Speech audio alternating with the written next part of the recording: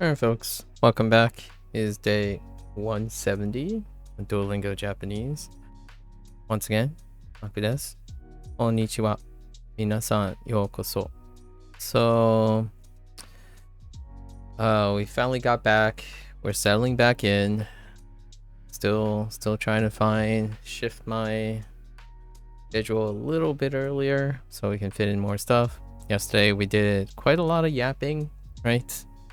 Fill in on my time at the annual Asian pop culture convention that I attend every year.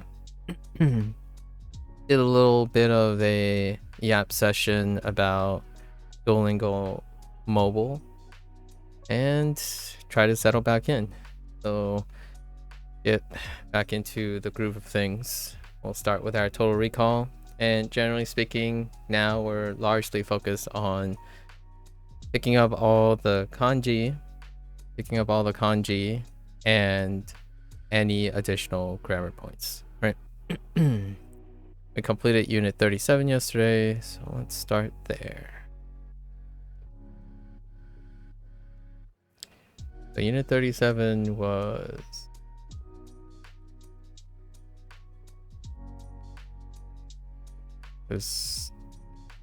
about routine, like talking about our day.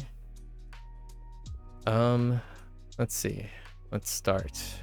We'll start by trying to pick up all the new kanji and use them in like phrases or try to talk through what they are.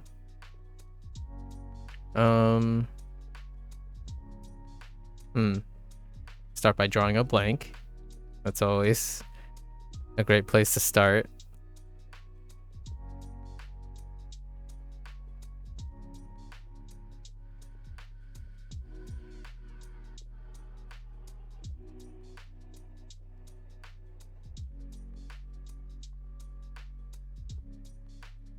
Like to start here with kaike.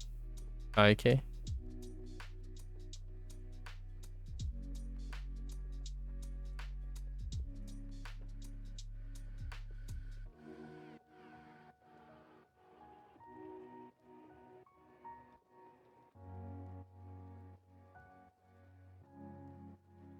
And we have kaisha. Kaisha is the new term. Or not the new term, but the new kanji. This character right here, Kaisha.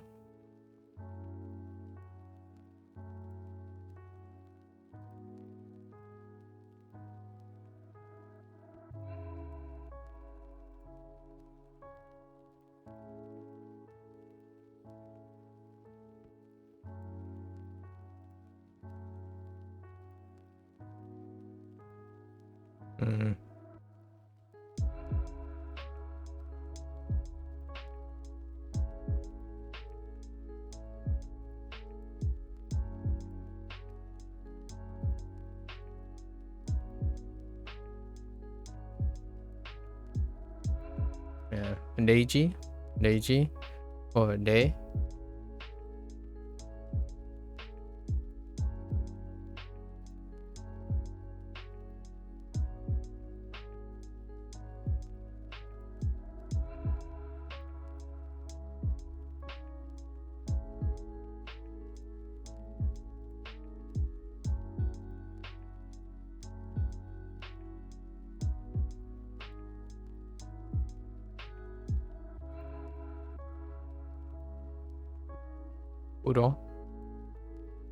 Furo.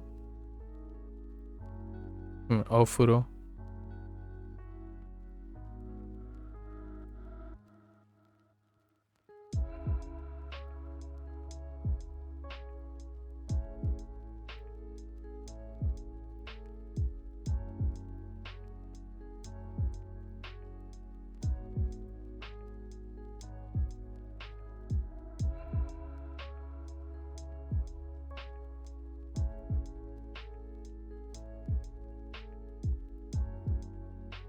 Actually recognizing kanji even with a headache. Oh, well, I hope you're getting better. Oh, there, Cat. And Blair. So we have Neru, or Ne, in Neru. Neru, well as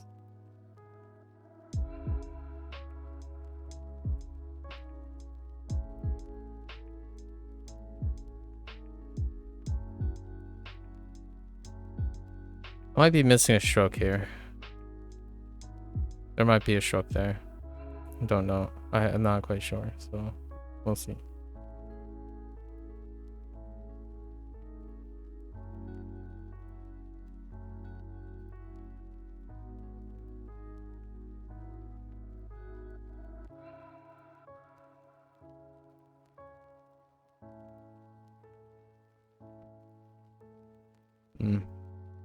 Do that again.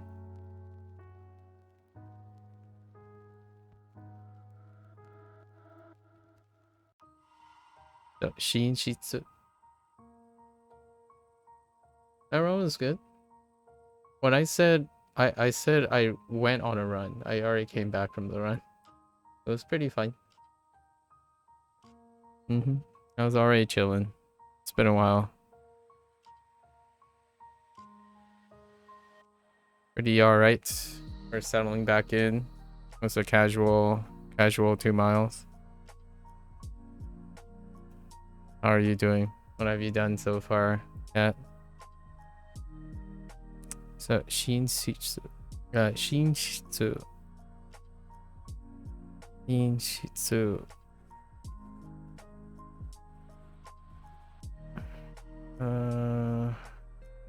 Okay.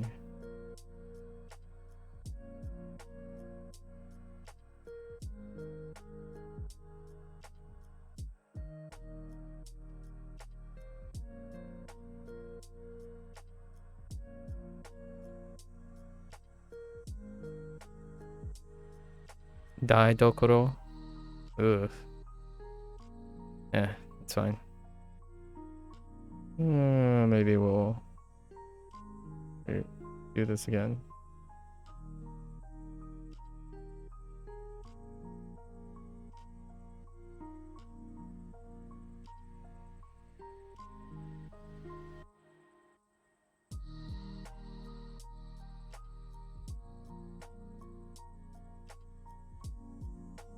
You just made brunch earlier and been just kind of bored, stuck inside hanging out. Alright. Occupy yourself with some stuff, maybe? What do you do when you're bored inside?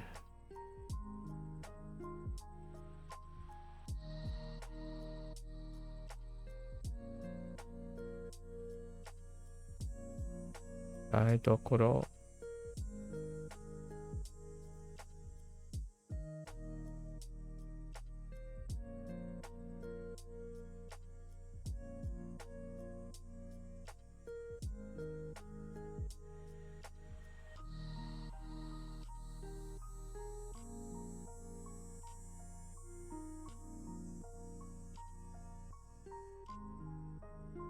Heya.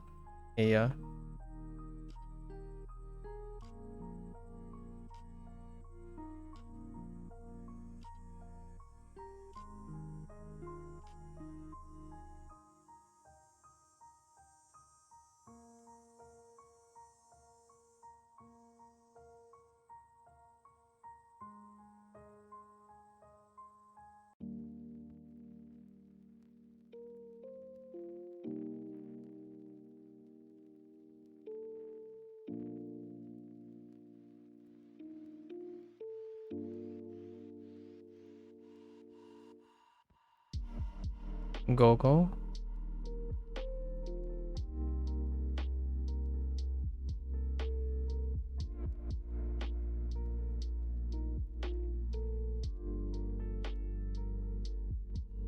And Gozen. Where were you? I missed you. Oh, well, I was away at a convention for 4.5 days. Or 4 days-ish. Yes. You might make pasta. I took a decent nap earlier. Very nice, Blair. How are you gonna have your pasta? In what manner of pasta? I don't know, everything is so boring now. Like, I don't get enjoyment from video games anymore or anything like that. Fair enough. Only thing I've been doing every day is studying. I'm in like a weird mental space lately where nothing else is interesting or enjoyable. Well, I suppose you could find something that intrigues, tickles your learning fancy. Butter rotini with salt and pepper seasoning with Kobe jack cheese. Ooh, that sounds delightful. Sounds very wonderful for the soul. All right, I think that's all the kanji, and then the grammar points I'm gonna highlight is the particle. Right. Then we go to unit 36, which was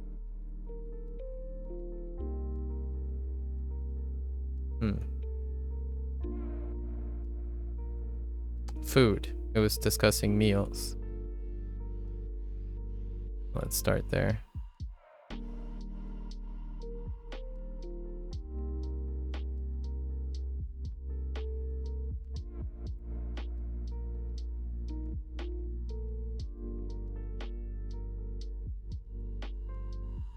Oops. Ocha.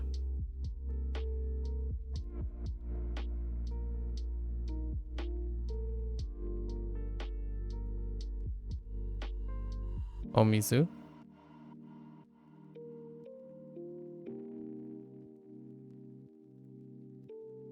Niku.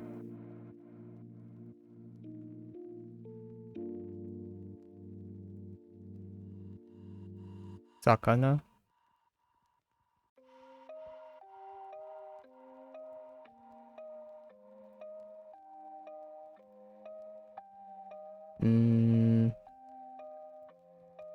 Okay.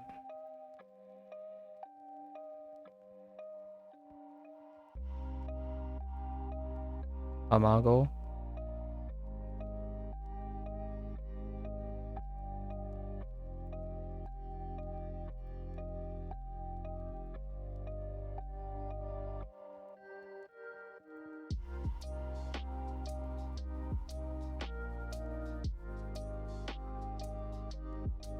Gohan.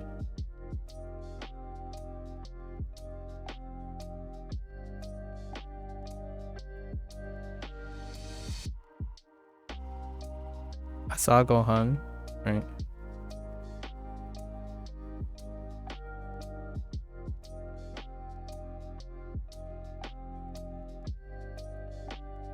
Hiru Gohan.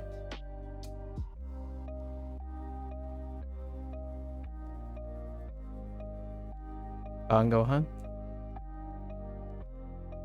Oil up, Seth. Alright, oil up.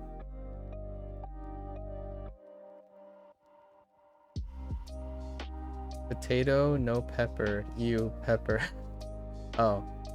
Did I say pepper seasoning or did I say potato? I'm confused. Hiru Gohan or tabemasu. Interesting.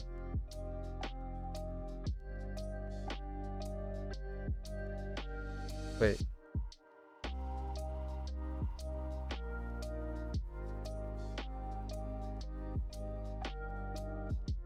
Flipped. Oh, did I say pepper? Salt and pepper seasoning? Yeah, that makes sense.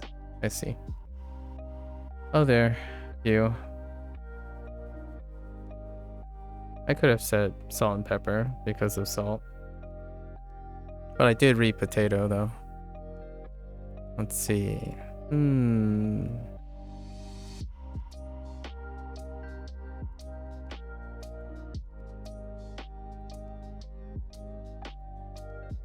I did? Oh, okay.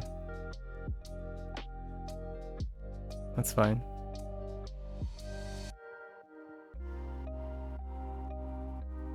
I saw potato though.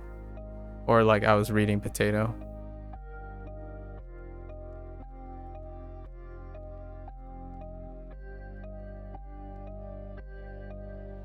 You thought I said something completely else? Oh. Well, there you go.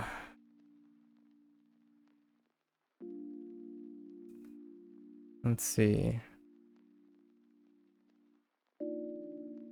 Okay.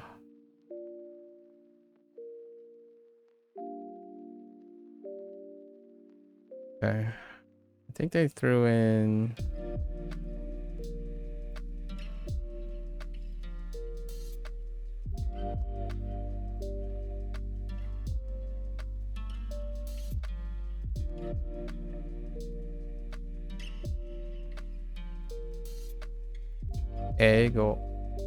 ego here. Then what was the throw in some legacy as well. The legacy.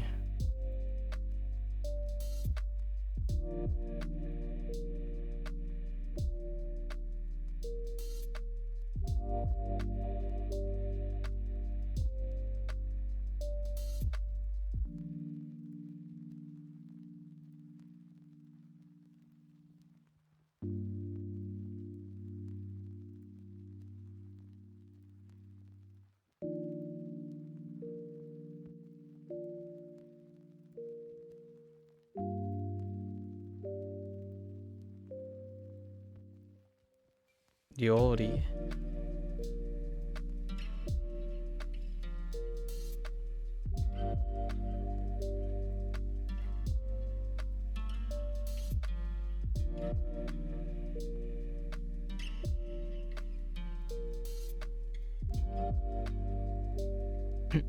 Diori.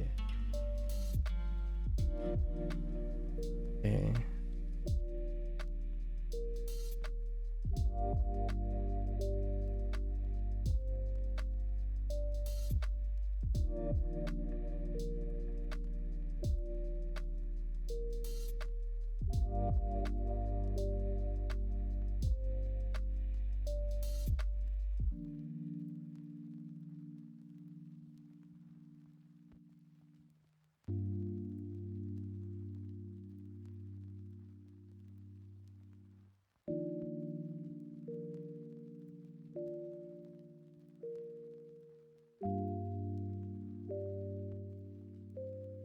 Yasai.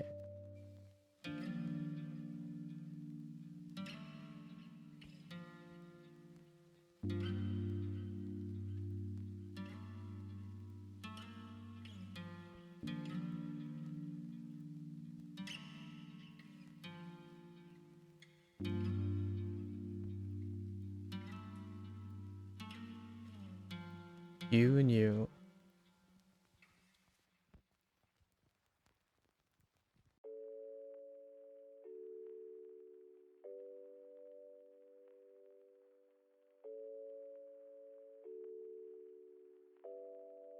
This goes with this random.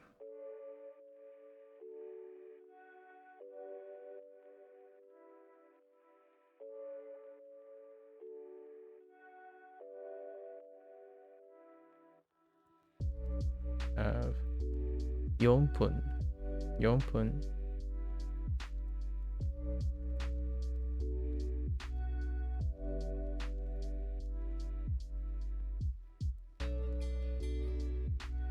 I think that's everything. We're just gonna go right into our new unit. Keep on track today. Let's double check everything. So, right. Ego. Oh, I forgot Boku. It's pretty random. Boku. That's fine.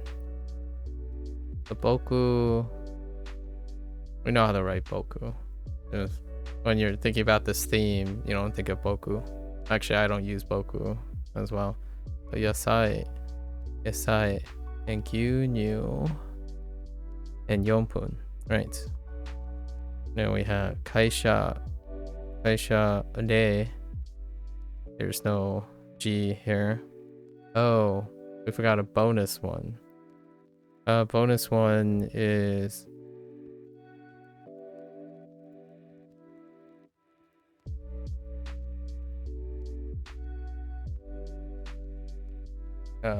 Okiru. which is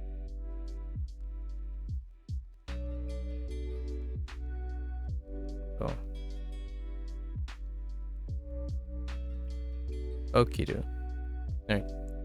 Not listed, but it's there. Uro. Neru. Shinshitsu. Shinshitsu. Gozen. Daidokoro and Heya.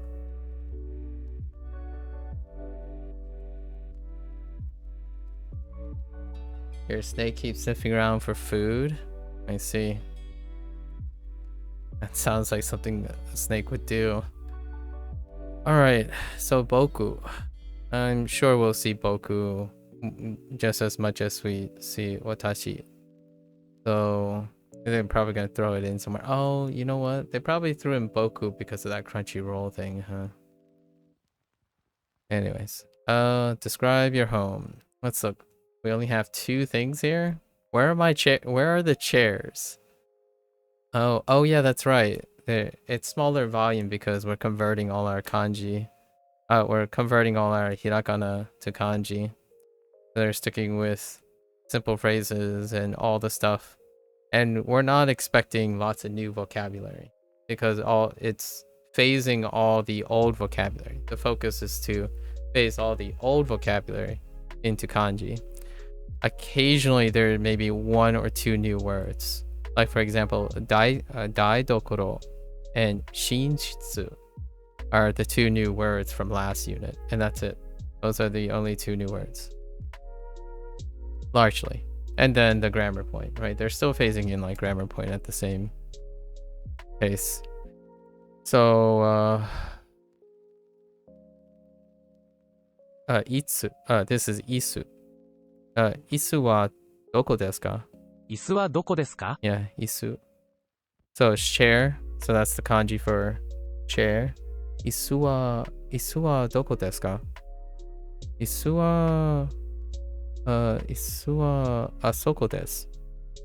So obviously we got chair. And then petto wa imasu ka? Iie. Petto wa imasen. Interesting. There's nothing there. This could suggest that this imas or this iru, right? This iru stays iru. That's pretty much how we're going about the future of Duolingo. A lot of things that are still in hiragana are likely to be read in hiragana. So they already did aru, and aru typically just aru in hiragana, and this is iru right here. So, and petto is katakana. So that's kind of what I'm insisting. If there's nothing new there and it's not a new kanji character, it's likely just to demonstrate that it stays in hiragana as opposed to having there are technically there are terms that technically have a kanji, but they don't commonly be written in there in that. So let's go in. 4 lessons, yeah. So they reduced the lessons in this part. I don't know if it was always true, because I don't have anyone else who has completed this course before me and remembered. So 4 lessons. They're quite. I haven't decided if I wanted to double up on the lessons again and do a unit, 1 unit every 2 days. I haven't decided yet because these lessons are shorter now. They have fewer lessons per set. Niwa. Oh, niwa. Oh, actually, we know niwa from Shashinko. That's actually one of my kanjis that I'm responsible for. It's the second to last set. So niwa. So overlapping, right? So I don't even need to. This isn't even a new kanji anymore. And it looks like the representation is very similar. Fairly similar with the other one. Shashinko had sort of a stylistic, like a stylized, slightly stylized. I'm not so sure about this stroke here in the middle, like the length of it. And I don't imagine it's that big of a deal. Alright. Chichi. Chichi. Rokai. Okay, that time that's correct. In the kanji section, this is not correct. They keep saying rokai, but this is rokai. And kuji. Niwa. And we got a new one. Mado.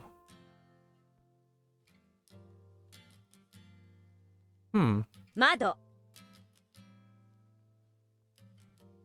It is very difficult to see, but Mado kinda looks.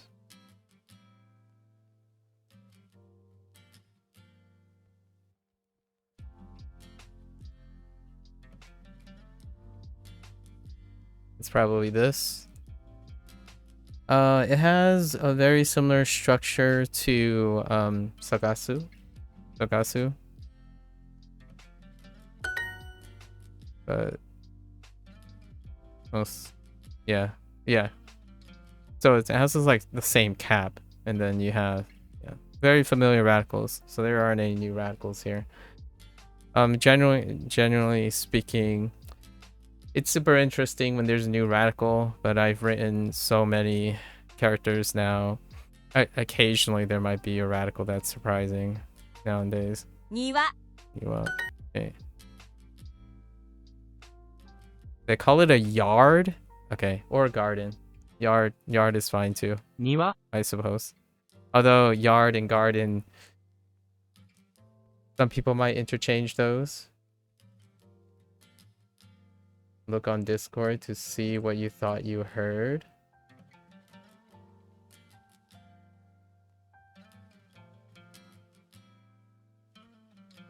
Okay. Oil up, Seth. Alright, oil up. Oh, no. I was reading chat. Alright, I was reading YouTube chat. Seth said oil up. That was a separate message. I was reading it from somewhere else.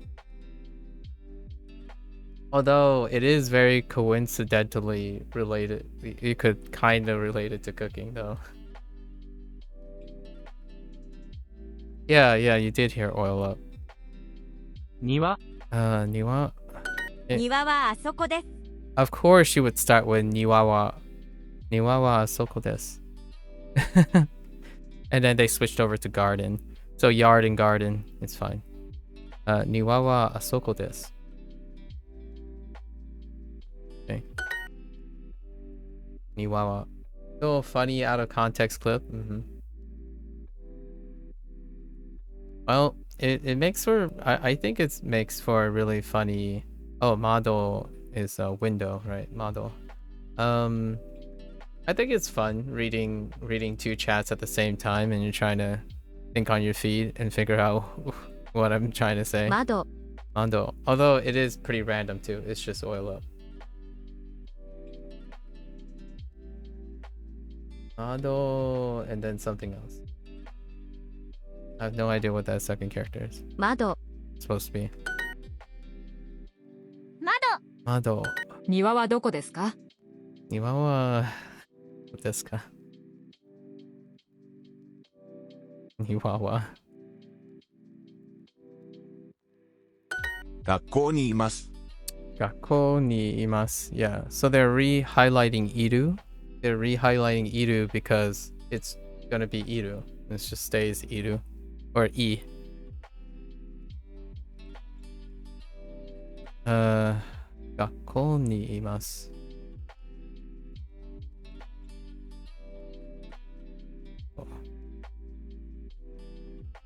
Yeah, fine. I'm at school. I'm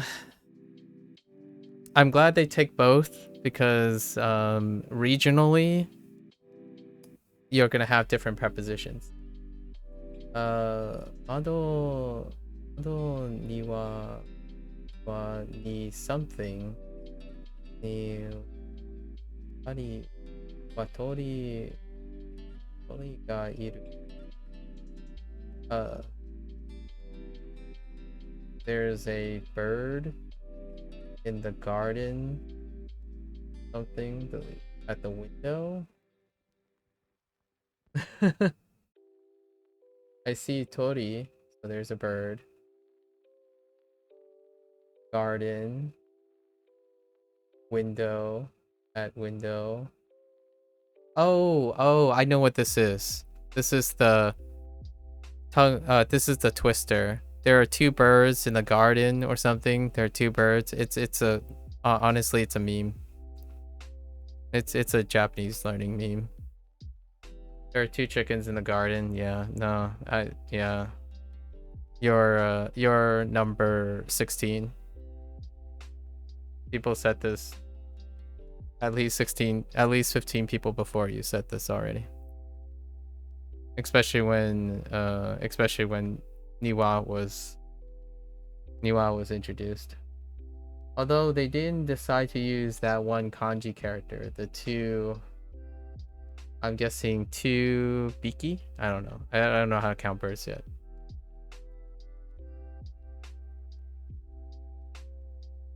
And niwatori, yeah, niwatori for chicken.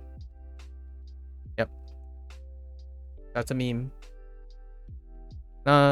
Kind of, it's okay. I mean, yeah. She sells by the seashore. ペットはいますか？ペットはいますか？いますか？ Yep. 窓です。窓です。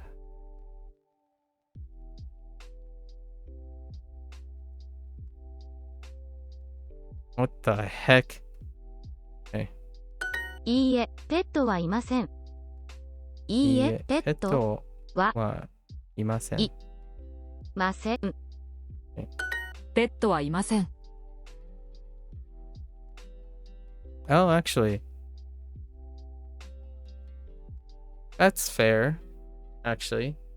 That's a multi interpretation. I don't have a pet. Petto wa imasen. So you have to imagine the context. If you ask someone, you know, petto wa imasu ka, right? Petto wa imasu ka? They can reply with petto wa imasen. To be interpreted in English as I don't have a pet. Even though it says there isn't a pet, you're saying there isn't a pet within my existence, or like there does not exist a pet within the general context. So having in English, when you say, do you have a pet? I don't have a pet, is nearly equivalent to if there exists a pet within my possession, right? So that's probably why they showed this up again. Yes, Tuyo. Yes, that's very good. It's a tongue twister. Yes, got it. That's interesting that you capitalize niwatori really big.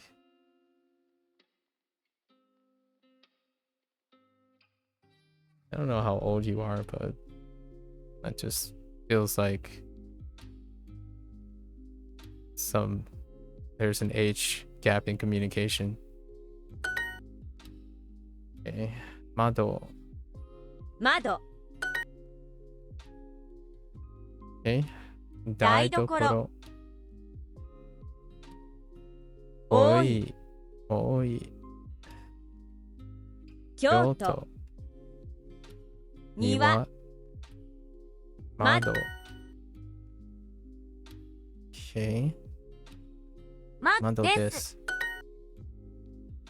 Cooked. Yes, cooked.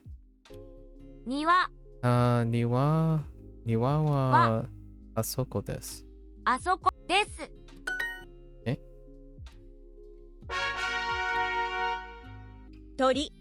Tori. Oh, well, there's tori. Oh, maybe they'll do the meme as well in Duolingo. It sounds like they're setting up for it. There's Tori. Maybe they'll introduce Niwatori. 鳥 Tori.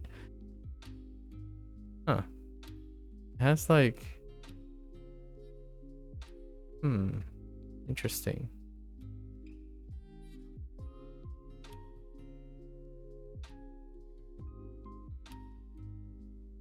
Maybe...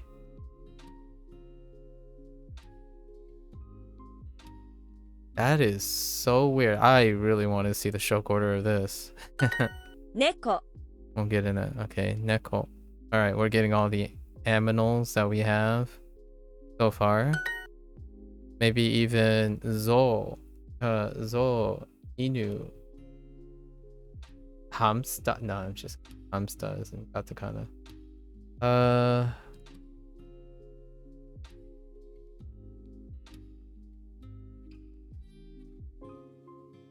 What other aminals did we get? Saru? Yeah, we got Saru as well. Oh, there's Inu. Okay. 犬 Inu. Oh, hey. You might get your hopes for your tongue twister because we also got the counter as well. 蜂は Achiwa. Interesting. We got the wa.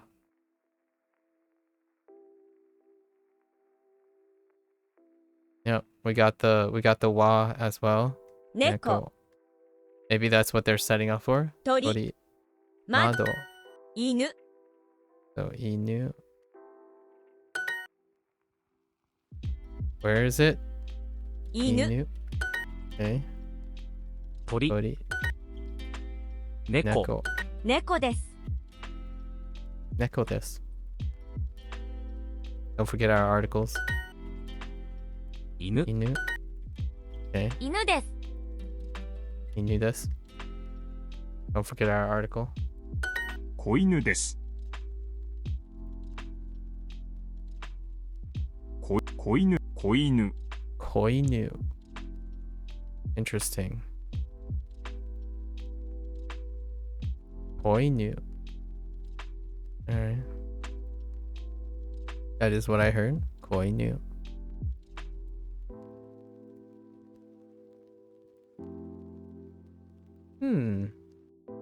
Koinu.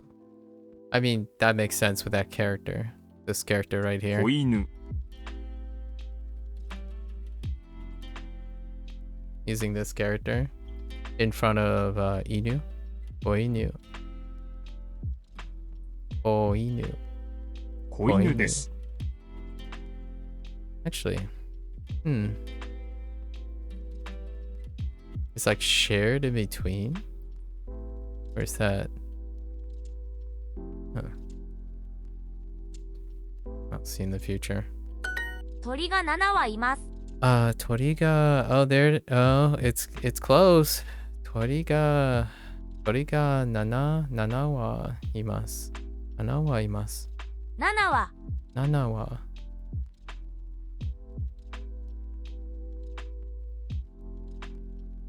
鳥が2羽います。 That's close.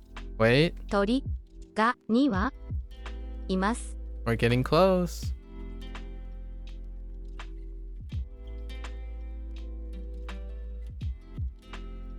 Toriga niwa. What do we need for? We still need niwatori though. 鳥が2羽います。 何羽何羽 Nanwa. Alright, fair enough. How many of those things? Puppies and kittens. So, yep. Okay. Is it same re too? 子猫、 Yeah, koneko. 子猫、 Ko. 子犬、 Koinu to Koneko. koineko. Koineko が ga い imasu. ます。 Koinu to koineko ga imasu. Okay. Koi neko desu. 子猫 Koneko. Desu. Oh, no. I keep saying koi. Koneko. Koneko desu. Oh.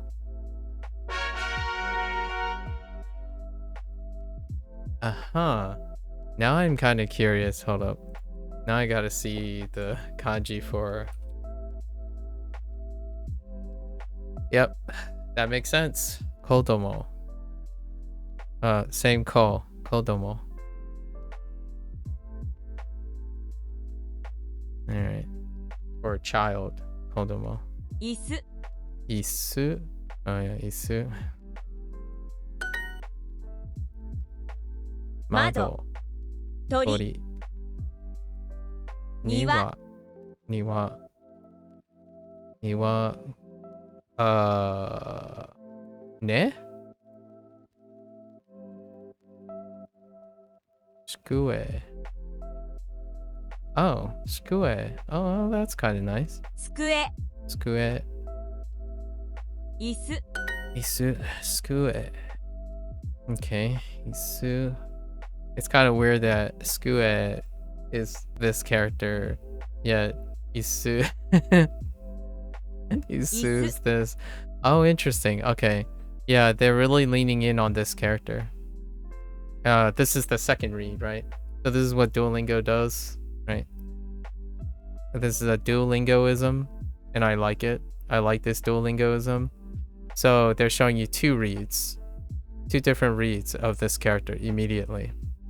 That's why it might seem random, like, oh, a seat, right? A seat or a chair, or not seat. We're not gonna say seat. That's something else. A chair, right? A chair. How is a chair related to a kitten, right? Or a puppy? Well, it doesn't have to relate by meaning. It can also relate by reads. So the three rules, right? Meaning is number 3, oftentimes. It's usually a kanji or a read change. A read, a multi-read, which is usually like a hiragana thing. Right? It's a kana thing. So these are the 3 rules. And if you can connect them by these 3 rules, not just meaning, which is what most people would try to connect them, if you can get used to that, you can kind of figure out how to associate them. So this character repeats, right? There's 3 now with the same character. 椅子 Classic, very classic. 机 Skue. 机 Interesting sounding. Skue. 机 机です。 Skue desu. I haven't seen it done. I haven't yet seen that happened in Hanza's lessons, in the Chinese course lessons. However, I have seen them do it in the Hanzi practice, because the Hanzi practice is supposed to collect all of them in one place. So they'll try to fool you or challenge you to see all the subtle differences and not the big differences, the contrast differences. So the Hanzi section in the Chinese Duolingo does the same thing. In the lessons themselves, haven't gotten far enough to have that happen. And also, there less of that type of thing in Chinese. They did have one so far, and it's the le in kuai le. It overlaps with yin yue. It's ye and le. I think I might have gotten one other character with multiple reads. It's more common in Japanese because it's part of the writing system.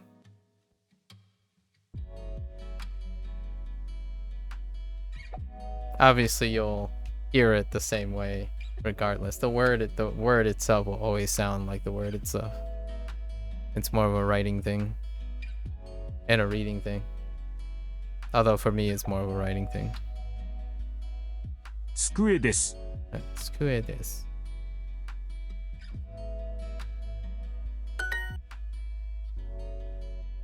Oh, Now we get ソファー sofa.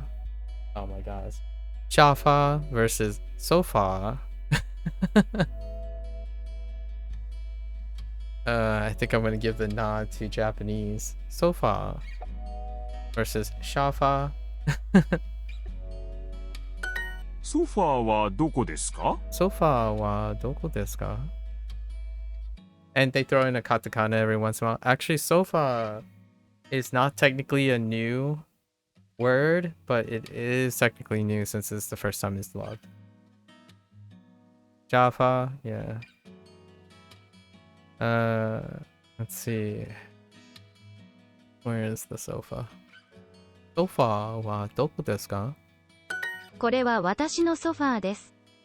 これは私のソファーです。Wait. これは私のソファーです。 Oh, okay, that's fine. これこれは私のソファーです。これは私のソファーです。 Alright, so they're throwing in watashi as a reminder, and I'm sure they're just gonna flex back and forth between watashi and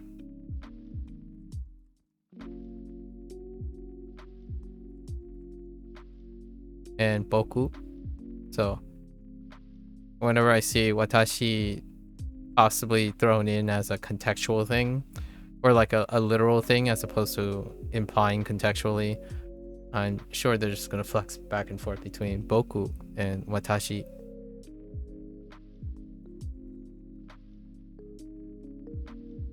They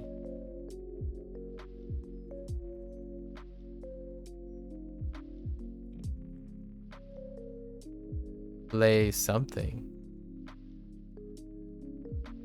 Leja? Wait. Leika? Oh, Jack. Oh, yeah. Oh, right. The other read. Jaka. Yeah, that's fine. I personally don't like Jaka. I personally don't like Jaka.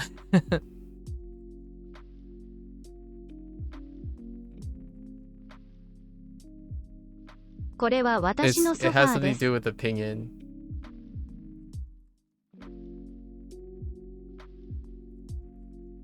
What do you mean by oops? What happened? What happened? That looks right.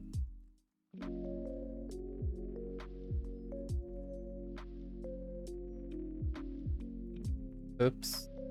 Like, oh? Okay. ソファーはここです。 Sofa wa koko desu.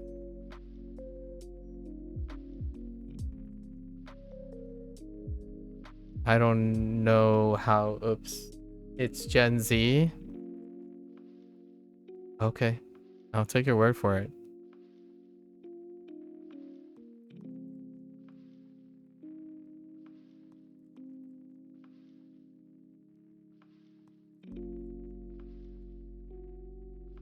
Oh. No, still the same. I still can't process it as a Gen Z thing. Millennials make that noise too, but it doesn't mean oh. Hello, do I speak? No. I don't know what England is. We're not gonna write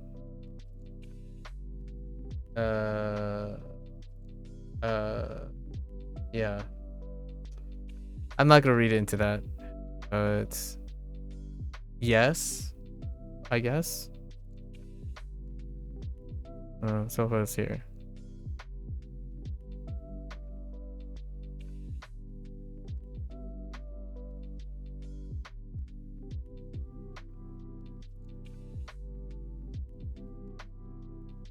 Really? The sofa is over here. I guess. I'll let you slide, Duolingo.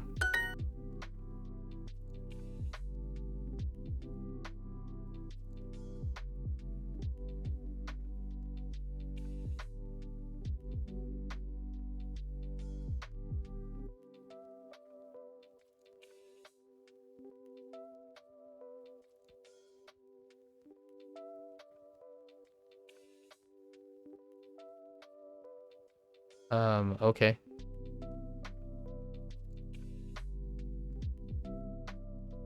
You clearly know how to type English, so...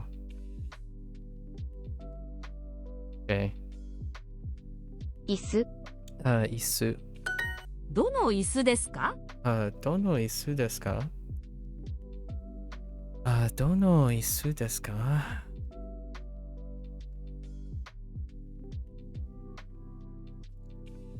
どの椅子ですか？椅子はあそこです。椅子はあそこです。椅子はあそこです。机。机。机。庭。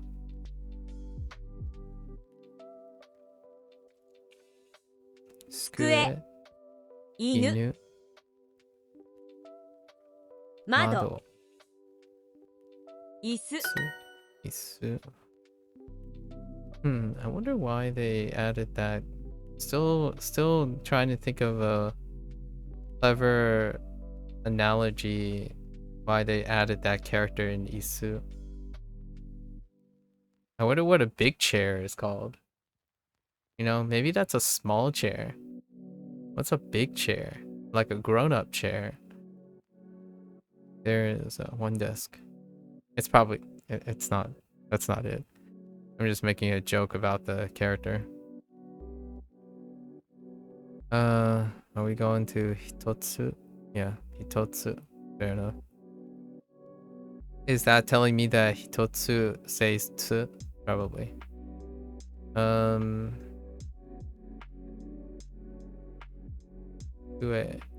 机。机。机が一つあります。あります。Probably telling me itsu is fine. Alright, hitotsu is fine. The tsu in that. Okay. 椅子椅子が一つあります。Okay.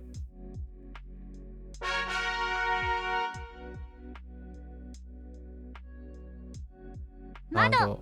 子猫です。子猫です。I like how there isn't an R, so you can't accidentally hit kittens. Oh. Except unless you see imas as opposed to des. 犬。子犬と子猫がいます。子犬と子猫がいます。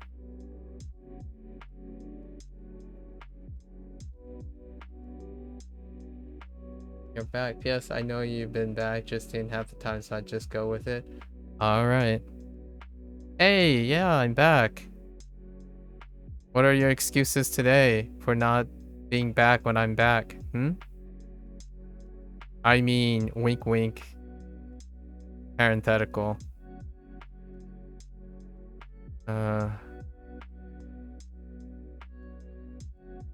Ko inu to koneko ga imasu.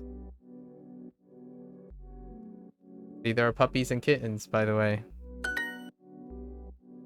Okay. 机。子犬です。子犬です。We're talking about puppies and kittens today. 鳥。Oh yeah, don't forget about tori. 椅子が一つあります。椅子が一つがあります。Okay. Wait. Okay. They're just showing aru and iru. So reviewing aru and iru.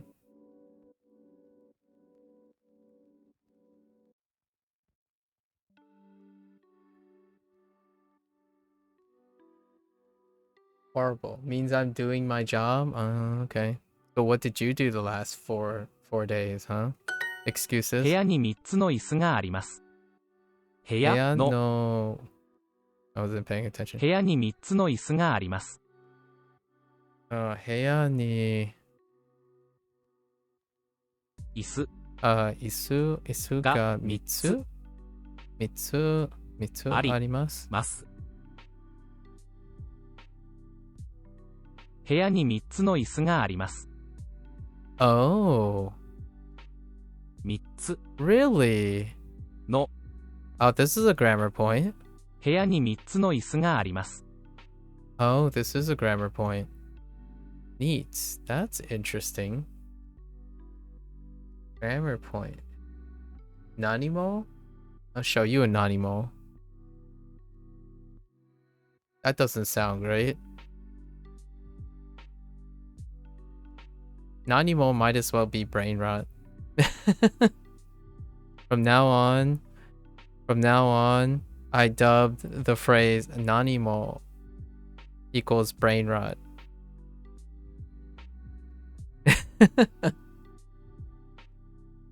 Doesn't matter. This is it.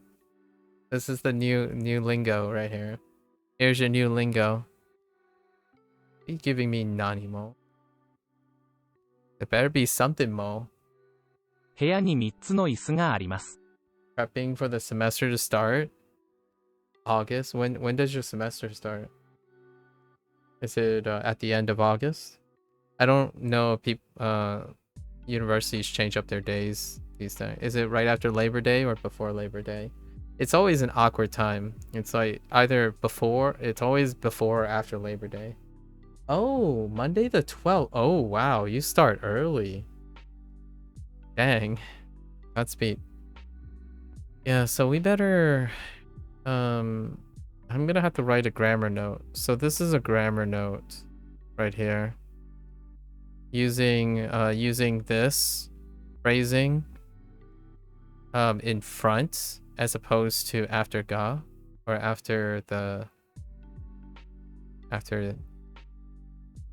direct marker. Interesting. 部屋に3つの椅子があります。 I thought I heard that incorrectly, but no. 部屋に3つの椅子があります。 Interesting. Yeah, there are 3 chairs in the room. Interesting. あの机はいくらですか？あの机ははいつかいくらいくらですか？ Wait. あの机はいくらですか？ Okay. Yeah. Don't remind you? What do you mean by don't remind you? Of その机はいくらですか？ you'll be fine. Don't you get to what are you learning nowadays in classes? その机はいくらですか？ What do you get to look forward to? その机はいくらですか？その机はいくらですか？ Yeah, now we're going over our sono, dono, kono, all that stuff too. その机はいくらですか？ Is this telling me that ikura, yeah, ikura and like taksan and stuff. I'm guessing ikura probably stays. That's why they're using that. I mean, ikura's kanji looks pretty cool. Maybe not. We won't know. 椅子が2つあります。 I hope to learn how to be a functional adult. Oh boy. Major is simulation and game development. Alright. Maybe when I turn like 50 or 60, I will see what becomes of that. Your first class is mobile game programming. And you know what's interesting about a career choice in any form of software engineering and computer science? This really does remind me of when I was in college and everyone was like, science is the thing.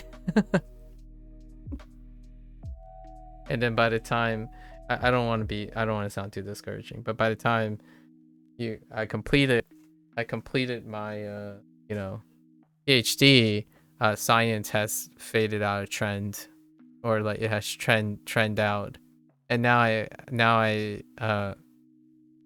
am looking at like the economic trajectory of computational work, especially software engineering in the entertainment industry, right? Like game development.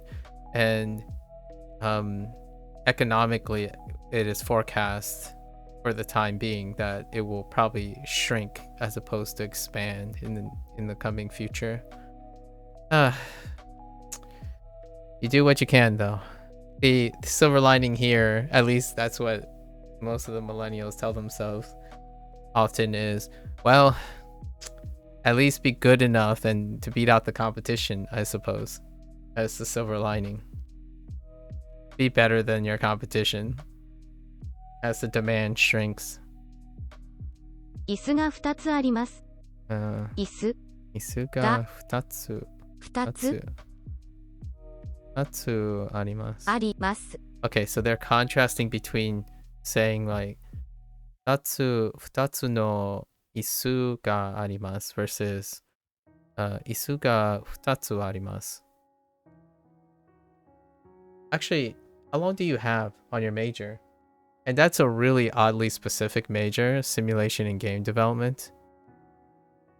Like, that's a really oddly specific thing that I feel is more like a graduate level major as opposed to like computer science, if you know what I mean. So I feel like, are you in a tech school? Here's my thing about very, very specific majors. And this is more of a life growing thing. You're projected to graduate in 2025. Oh, you're very close. Very nice. Here's the thing that I'm sure we'll talk about excuses if we continue to know each other for the next 5 or more years. Oftentimes when you go to undergrad, right, I'm guessing this is your bachelor's, upon reflection, the more specific a major is, the more conspicuous it is. Because when you get into graduate school, when you get into undergrad, you're building foundations still. And when you get a major that's awfully specific, like simulation game development, the question is, it's very not quite as distinguishable than just computer science. Like, what I mean is, you're learning a lot of things, and having a major that sounds like it pigeonholes you into very specific disciplines sound a little bit more conspicuous than a discipline where it's like you don't know what it is. As in, for example, my doctoral degree is in biology. It's not in bioinformatic geneticist in retrovirology. So like it has no, like, that specialization comes with your experience and not with what the program is saying. It's broken into 3 paths you can choose from: game design, programming, and 3D modeling and animation. And you decide to do all 3? Well, so that's what I mean by what you just did. So you are doing the thing that makes sense to me, or at least from an academic standpoint. Thinking that you would choose one of those paths instead of doing all 3 sounds like a recipe for very, very low success rate. Like, we talked about language learning quite a lot, right? How to get your inputs, how to do your outputs. When you're learning foundational work, like when you're starting to learn foundational, you're setting your roots, you learn everything. The idea is you're supposed to get a rounded education, like a rounded foundation. I'm a little biased. This is a big disclaimer. My background is in the liberal arts education. And in college is a perfect time, at least in my opinion, because you no longer have like the prescribed nature of high school, is the time that you absorb as much foundation as you can. The bigger your foundation, the more likely you can specialize later in life, without gambling everything on it. And this is contentious because outside of the United States, or at least during my time, lots of models outside of the United States, what they do is they fast track a person to specialization. And so like in their undergrad, these people would already know what they're going to do in 8 years. They would like specialize into it immediately. The downside to that is what happens when you have to pivot. And earnestly, most people nowadays live long enough to pivot at least 2 or 3 times. So without the ability to pivot, which you're not doing, by the way, kudos to you for deciding to do all 3. The reason why I have a very concerning thing about what you just described is when I see someone leaving high school and they go to college and their major is civil engineering in bridge design with artificial intelligence or something like that, something super specific. My only thought is this person is going to have a foundation that is like this large, you know, this little distance, right? Supporting a building that is like 100 times wider than it is. As in, your foundation is so narrow that whatever is built on top of it will collapse eventually. That's the analogy. I feel very, very specialized majors.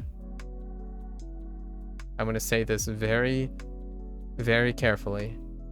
When a major sounds incredibly fancy and specialized, I almost feel like it is a business move on the behalf of the academic institution rather than demonstrating actual sound educational foundational things and excuses. And in my opinion, that is fantastic that you didn't just choose one path, you decide to do all 3. Stay in school for as long as you can, get as much foundational knowledge you can, right? And then use it to network, obviously. Like you can network someone in game design, network someone in programming, and network someone in 3D modeling and animation. What do you have? You become a Swiss Army knife to get an entry job into whatever thing you can determine later to specialize in, because you specialize when you progressively become more successful at it. If you think you're going to specialize in something before you even get experience, you better hope, in my opinion, I'm very strong about this. You better hope life works out for you, because I feel so disheartened when someone reaches like the age of 26, they put all their money in one basket because someone guaranteed them that this will trend up when they go, and then when they're 26, they're like having a midlife crisis, and it sucks. I don't like seeing that. So kudos to you to keep your options open. Yeah, being able to pivot was really important to you. I don't want to show on my portfolio one thing I can do. I want to show multiple and the space to learn even more. Yeah. I think the take home, I want to emphasize the take home message is that you develop your specialty with experience. In my opinion, people naturally develop their specialty with experience. It's not built on knowledge per se, like strictly knowledge, because you cannot foresee the future in demand. So you're building your knowledge base in order to have the greatest opportunity to acquire experience, and that experience will largely mold your specialization.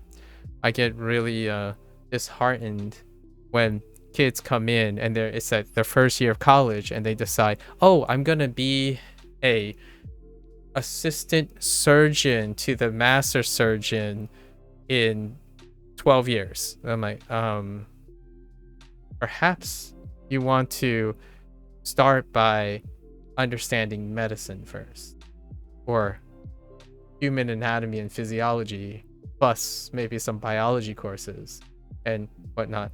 So the idea of just narrowly Arkham razoring, like taking a beeline towards one goal, it only takes one roadblock to stop you forever. And then those kids will feel like they've wasted all their time, or they have to derail their entire life. I've seen it quite often.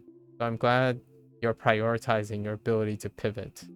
And that was my comment about the millennial thing, where millennials were also sold, at least in the United States, were sold on a vision, and that vision was highly narrow.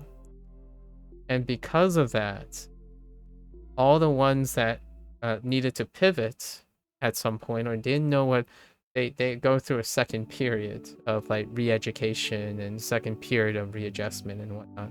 I don't think the new generation like you have to do that.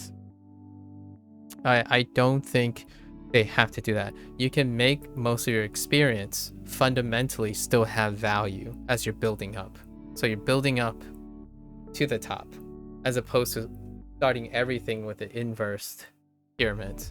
Like, oh, you have to learn this one thing in order to open your opportunities up, right? You funnel all your skills into one thing and hope that your options expand from that one specialization. And that's very unrealistic, at least in my opinion. Couldn't agree more on you taking on super specific majors. Yeah, it is something that is incredibly eye-opening. I didn't have that kind of college background. The idea is not everyone gets to have an education where it's less business and more for the outlook of the future of the students. I'm not saying all institutions are like that and whatnot. You just have to be careful. I do have like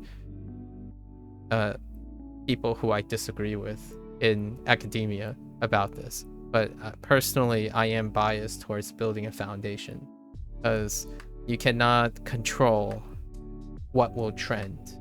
So naturally, I advise people to constantly explore when they can.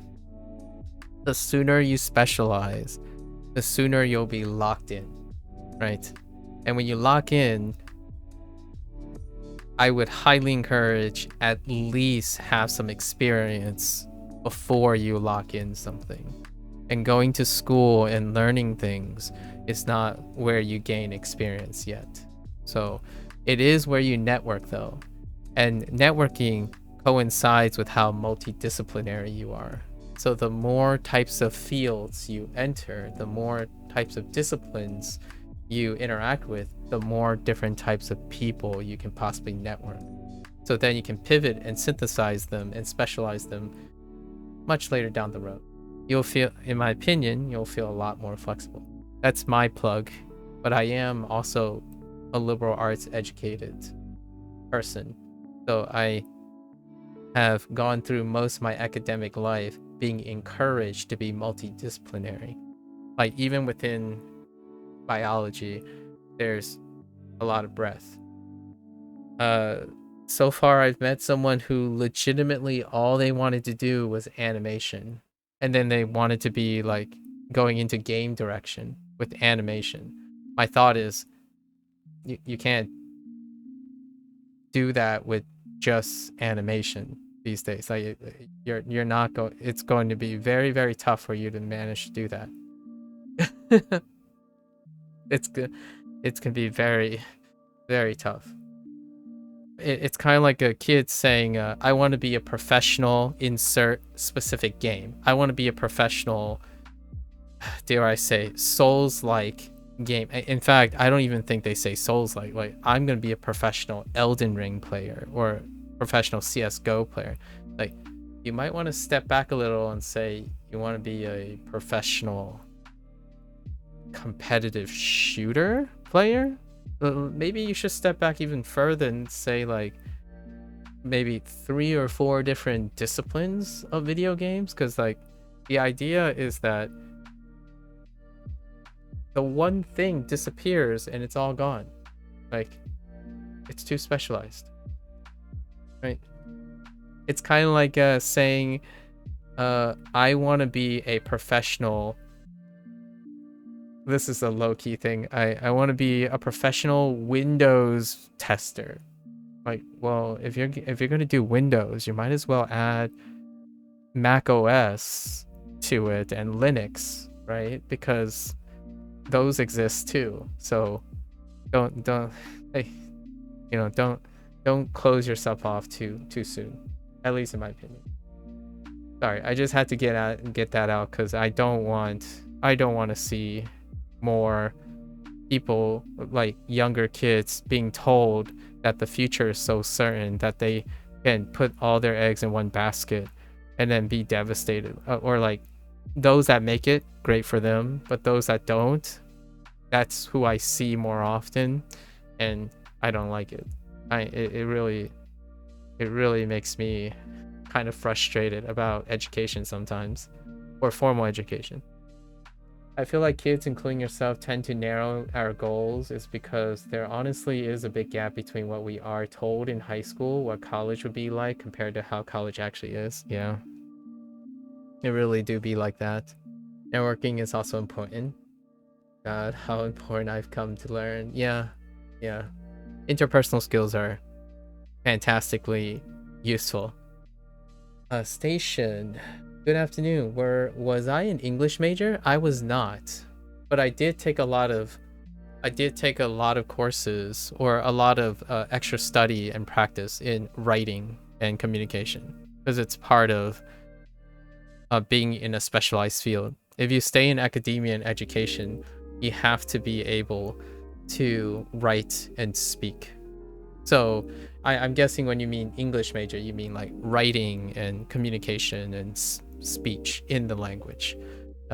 Yeah, I was not a English major, as in like studying of the language English per se, but since English is my parental language, I did a lot of writing and speech related things. It was a necessary thing. It's one of those skills that you cannot dispense, for better or for worse. I think the earlier, okay, here's a hot take, and take it with a grain of salt. A hot take. It's not a race, it's a marathon, right?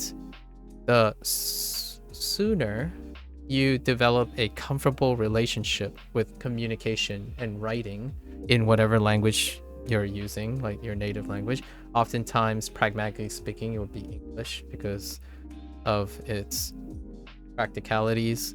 The sooner you develop a relationship which encourages you to constantly develop your natural communication skills and writing skills, the more likely that it can compensate for a lot of things, like a lot of like credentials and credibility. It gets people to understand your expression, right?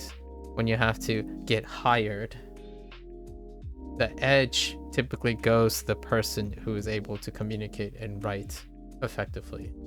It's incredibly difficult to get by professionally without the ability to speak well and write well. And we're not talking about the complexity of the language. An English major can be super well knowledge about the English language itself, like its etymology and all that stuff. That is not usually what I'm referring to when I think of an English major. An English major usually has some pronounceability to speak, debate, discuss, that type of thing, rehearse, teach, lots of those things.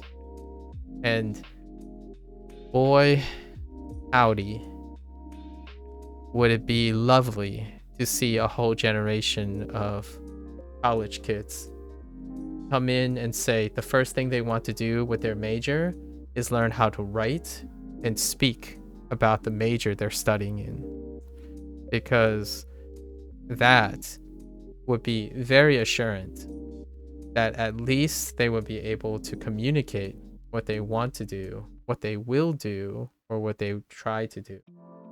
Oftentimes you get this situation where I ask someone, oh, so I basically just did the same thing to excuses. I do it all the time. I would ask like, oh, hey, what are you studying? And the person would say like, oh, you know, computer science.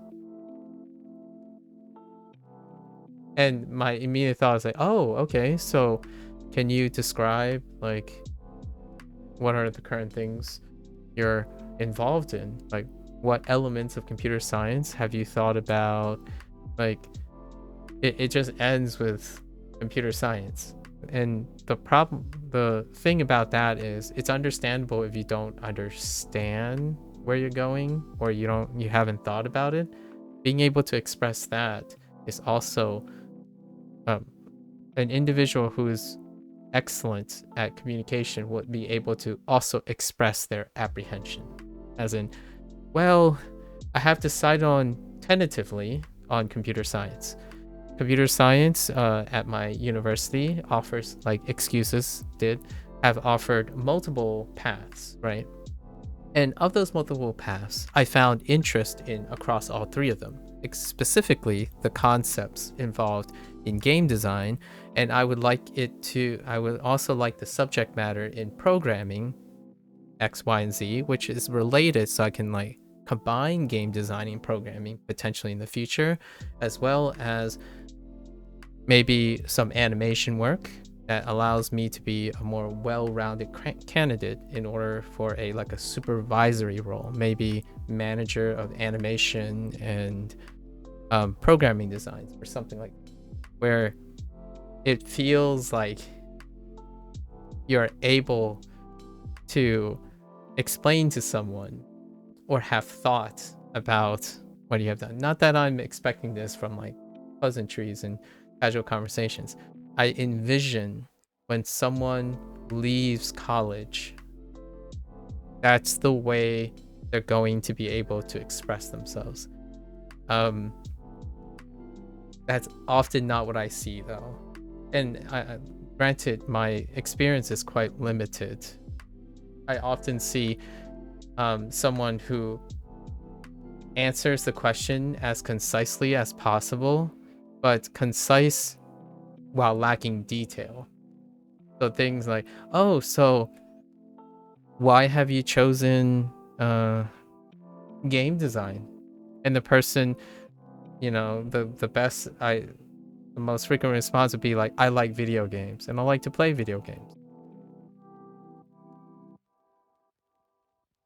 And it like stops there.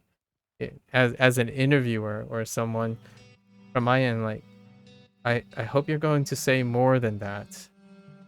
And as an interviewer, right, we're no longer friends, so to speak. So I want to encourage people to say more.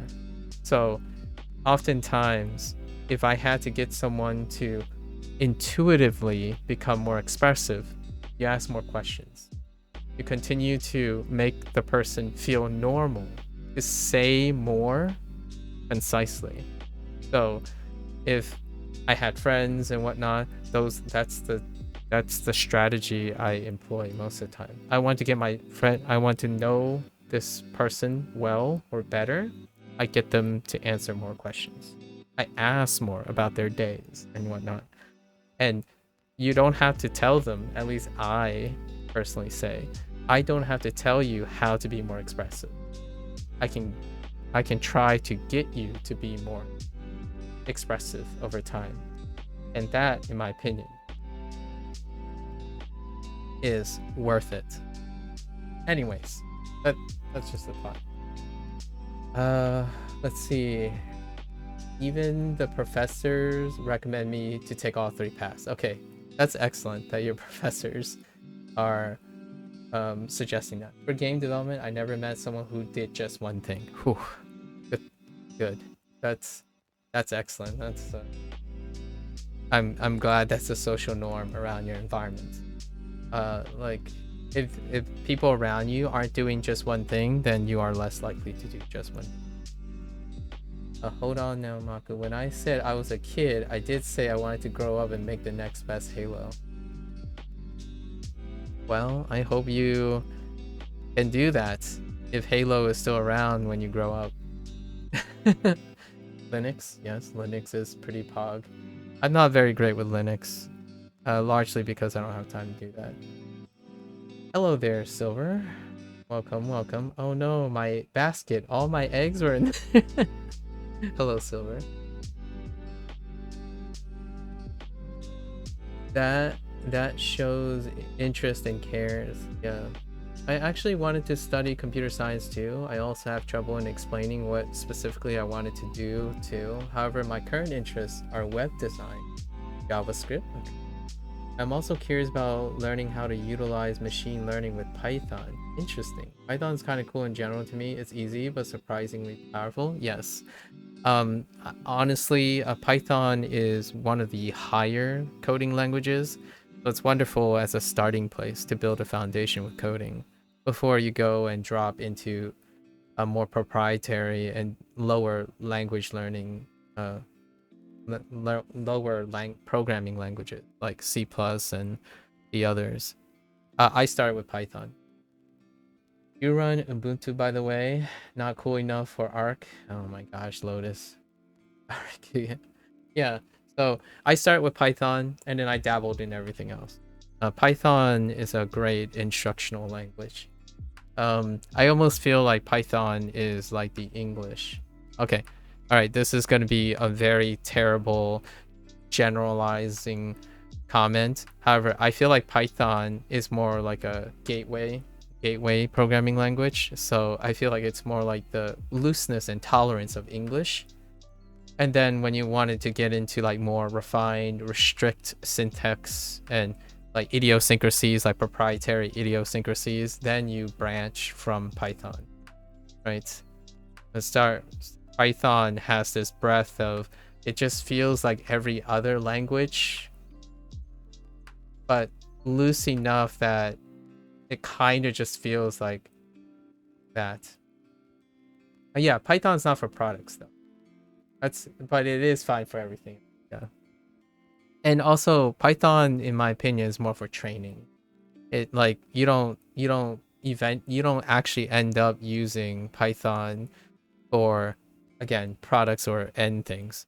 I feel like Python is more like a foundational language at the moment. I would be surprised one day if Python becomes a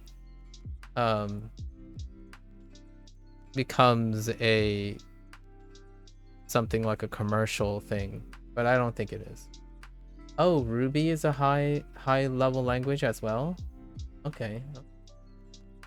I haven't used Ruby. How does Ruby compare with Python? Look, I haven't ever written in Ruby. I've heard of it, like the namesake. I have no idea what Ruby looks like on paper. Where do you usually encounter Ruby? C++ is very cool though too. There's this one guy I know on YouTube who's making a game entirely from scratch with no game engine. Yeah.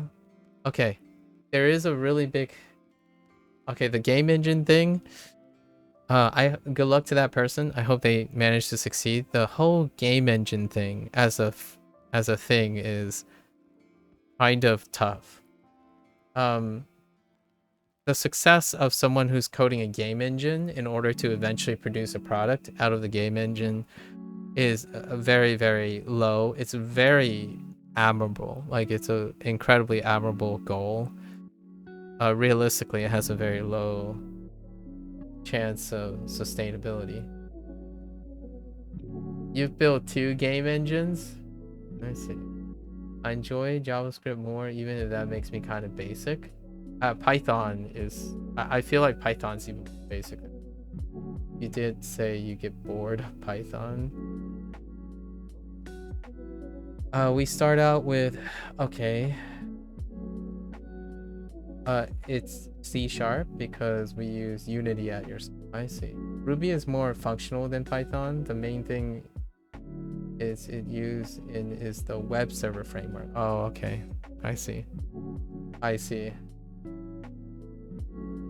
So you guys use Unity, huh?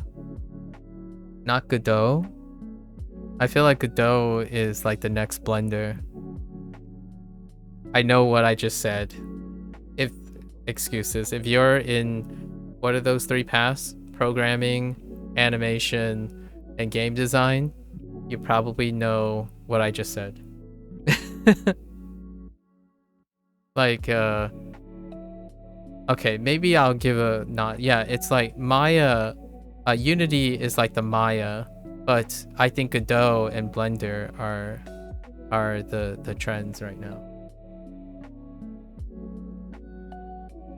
No, Lotus. It is half baked right now, but we're talking about the future. We're not talking about because I don't know if you're familiar with Blender, but lots of places default to Maya. The idea is you don't focus on one thing. Yeah, you use Maya instead of Blender. I figured. Yeah, my answer is both. Even if Godot is half baked now, it can be the Blender of tomorrow. Unity is the Maya of today. So, and Python could be the, like, it's kind of like the same as C++ was the Maya of today, but I think Python is the Blender of tomorrow. The idea is, if you have time, probably dabble in all of them. Probably try to dabble in all of them. Yeah. It's kind of like Adobe Photoshop of today, but I use Krita. There's so many fun little analogies for like different workflows, right? Because I would do like a Krita into a Blender workflow, and then probably do something in Python, but lift that idea and concept into either Godot or, I guess, at the moment, you can use Unity. But Unity is kind of rough. And the reason why I mentioned Godot is largely because after following so many indie developers recently, after the whole Unity thing, they actually managed to transition from Unity to Godot pretty nicely.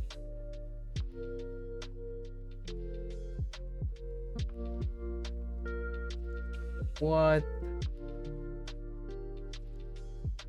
Lotus, what does that even mean? I saw those transition from Godot to Unity. Oh, interesting. Was that for like commercial thing? As in like they saw commercial success, so they transitioned to Unity, and they know that they could make like a business return on investment because of being able to hop back into Unity. Or you can just use like a really incredibly mature and on the rails kind of thing, like Unreal or something. Nowadays, I don't know enough about programming. I'm just throwing around names now, like I have experience. I don't have a lot of experience. Definitely something eru 1 something 2 something return 1 something plus 2 something. I see.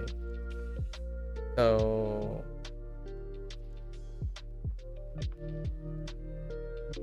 I have no idea where you're getting at, Loaded. I think you're doing some sort of syntax, like computer, some script joke, but with... No, I don't know what that counter is. It's something.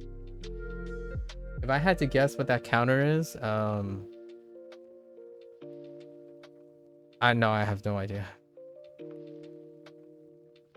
I don't even know what the eru is.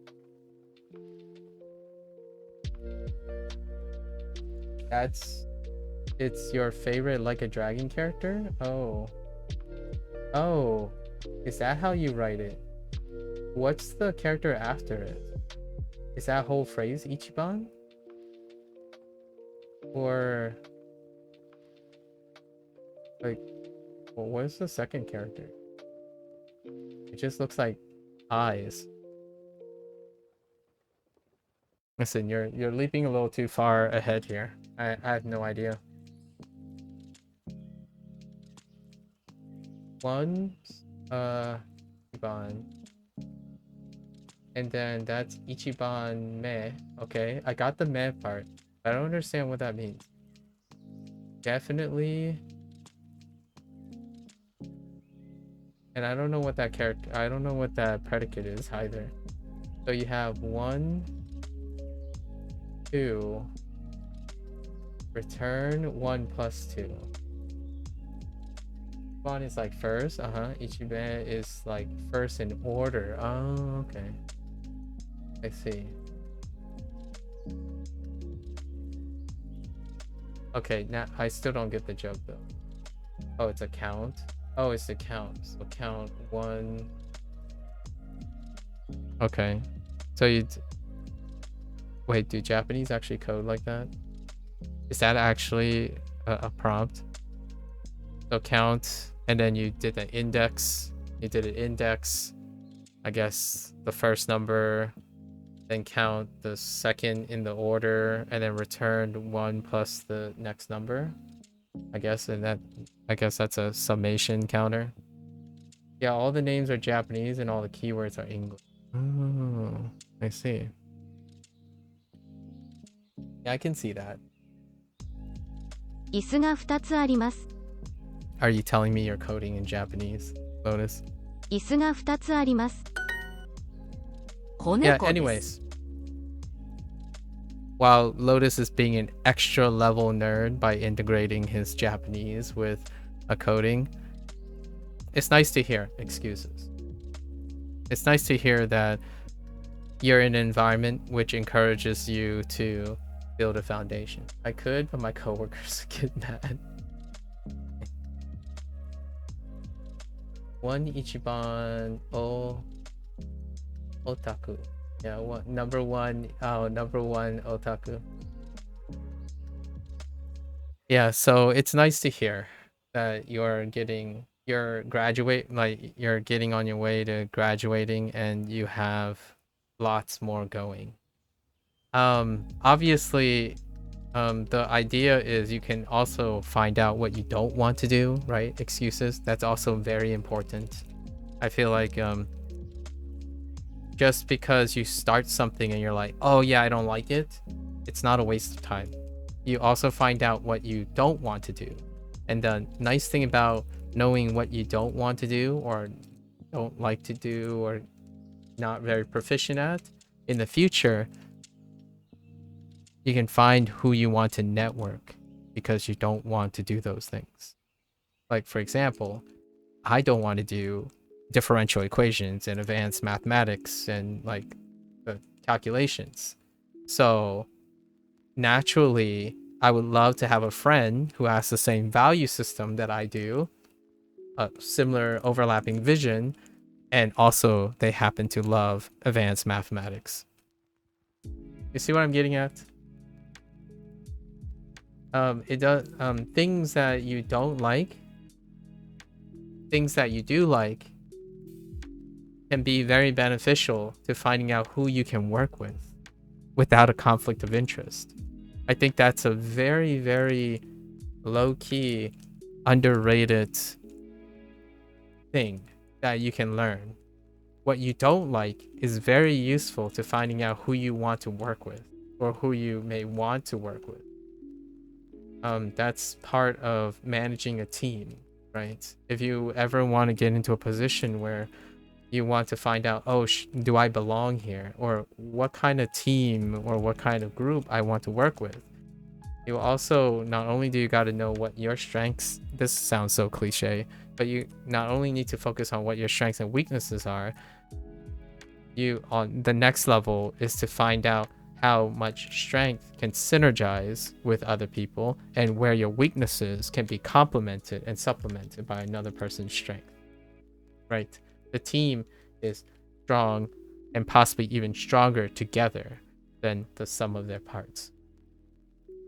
Environmental design and environmental story building interests me the most.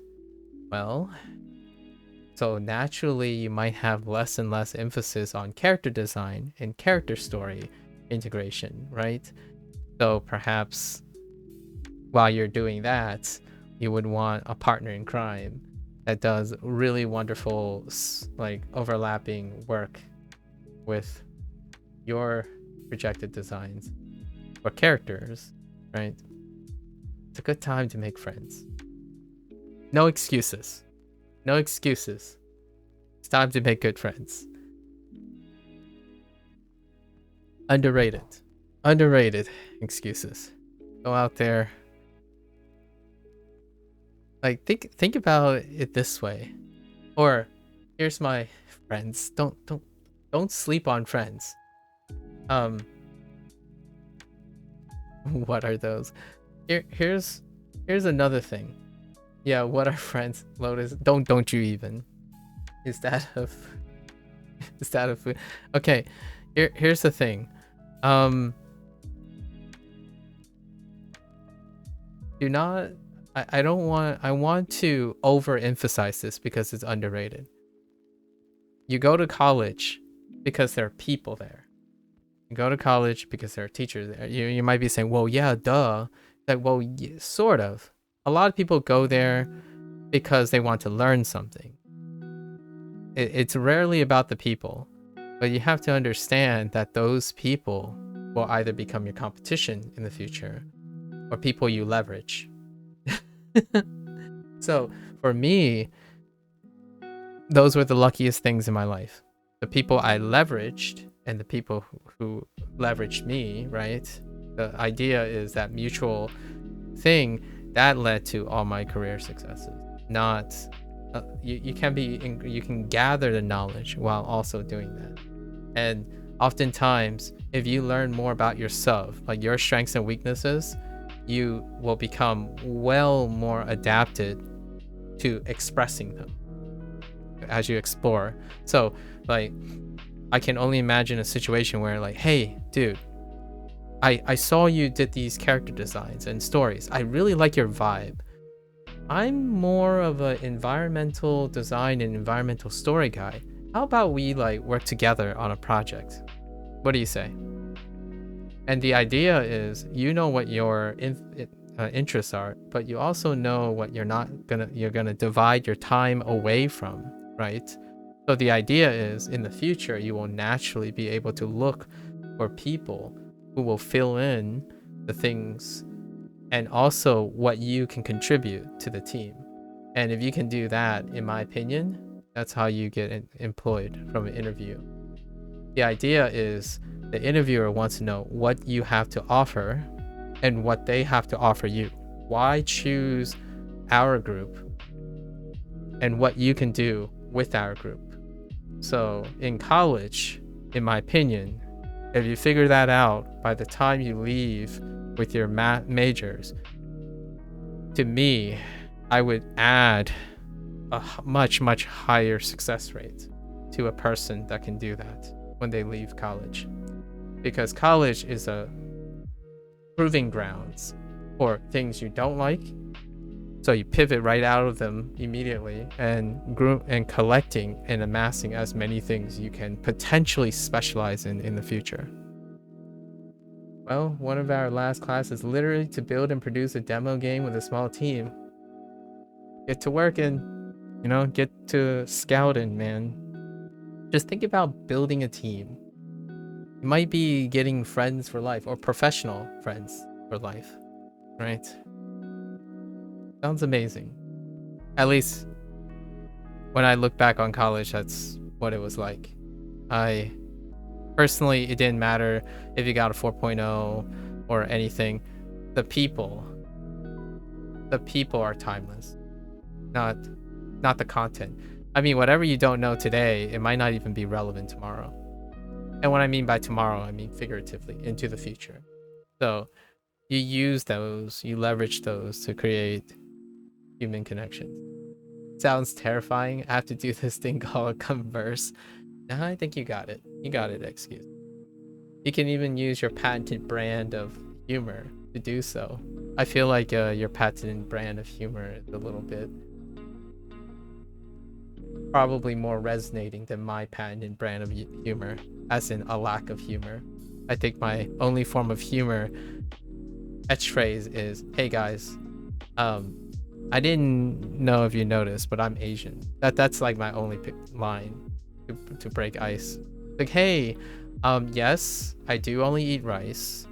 I mean, I do eat rice every single day, and yeah, I do know martial arts. And oh yes, I did get great good math and science grades when I was growing up. And yeah, my parents used to run Chinese restaurants. Icebreaker. You gotta start somewhere. Obviously, I don't use that icebreaker anymore. Nowadays, first thing I probably say is, yeah, I kind of make content. And then I ask the person, do you make content? Because that's a really, really common topic nowadays. Any more? Oh god, peak MAKU humor. I wish I was alive to see it. I still remember it. In a meet and greet. Freshman year, we sat around a circle in the social quad, and I looked around, and I was the only one who was visibly from somewhere else, right? And my first lines really was, "Hi, I'm so-and-so. I don't know if you noticed, but I'm Asian." And then everyone laughed. And then I proceeded to say those same things. I played a musical instrument. Yes, it's the violin, because I was too scrawny to carry a cello. I thought I was going to be cool and westernized and pick up a trumpet.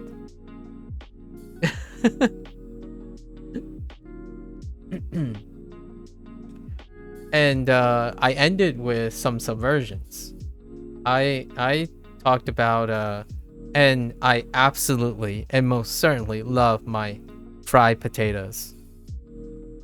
You just throw a dish of tater tots and hash browns in front of me, I will devour it. There you go.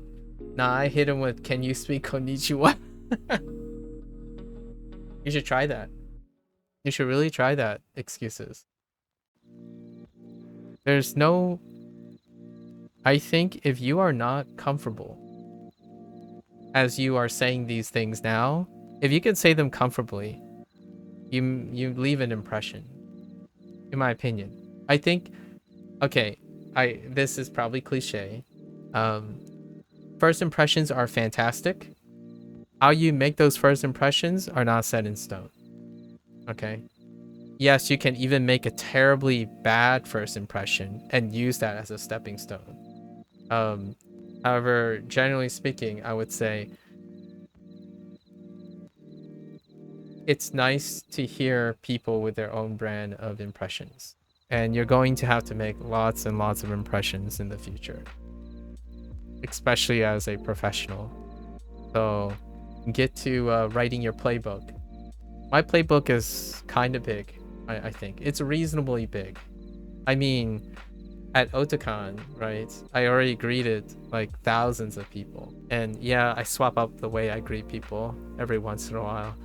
You know, I see this person, it's like, oh, interesting. Let's try something else. You know, this person running towards me is dressed like Monkey D. Luffy. And I'm like, how am I going to swap it up this time? And then, you know, some random Bleach character just comes up to me and you just gotta roll with the punches.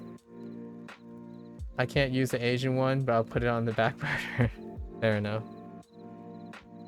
Honestly, just saying something like, I moonlight as a weeb. Done. You can make that work. Also gotta be careful who you say and how you say it. Well, that's the idea. If you don't say anything and you don't do many things, you won't be able to do any of that. Charisma is not built on reading someone else's playbook. Charisma is built on experience. However, if you keep doing the same things, you don't build charisma. But you build consistency, though. You definitely will build consistency. Charisma is built on on variety. Charisma goes up the more consistent you are at interacting with people. It's classically built on experience. Maku got so many icebreakers the Titanic wouldn't have sunk. Yeah. I feel like I can prevent Titanic from doing it. The idea is though, like, how do you recover from an offensive thing? How do you recover from not being funny? And how do you like, there's many, like, I think it goes a long way when you know what you're gonna go. Like, if you accidentally said something offensive, how do you recover from that? Have you guys ever done that before? You know, lots of things. But could he save Jack though? Was the character really named Jack? That could have just gotten up, I swear. Wait. I need to watch.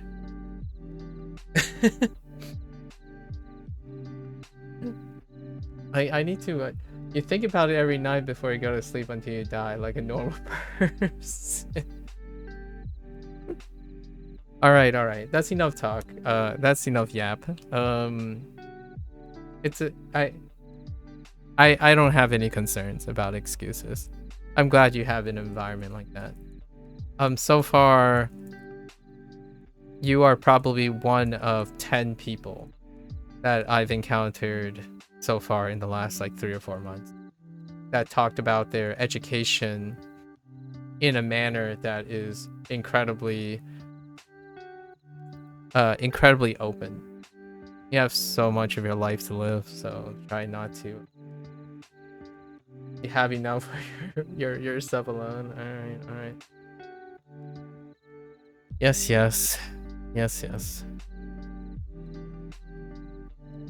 It is a kitten, guys. What was this again? Oneko? 子猫です。 Oneko desu. It's fine.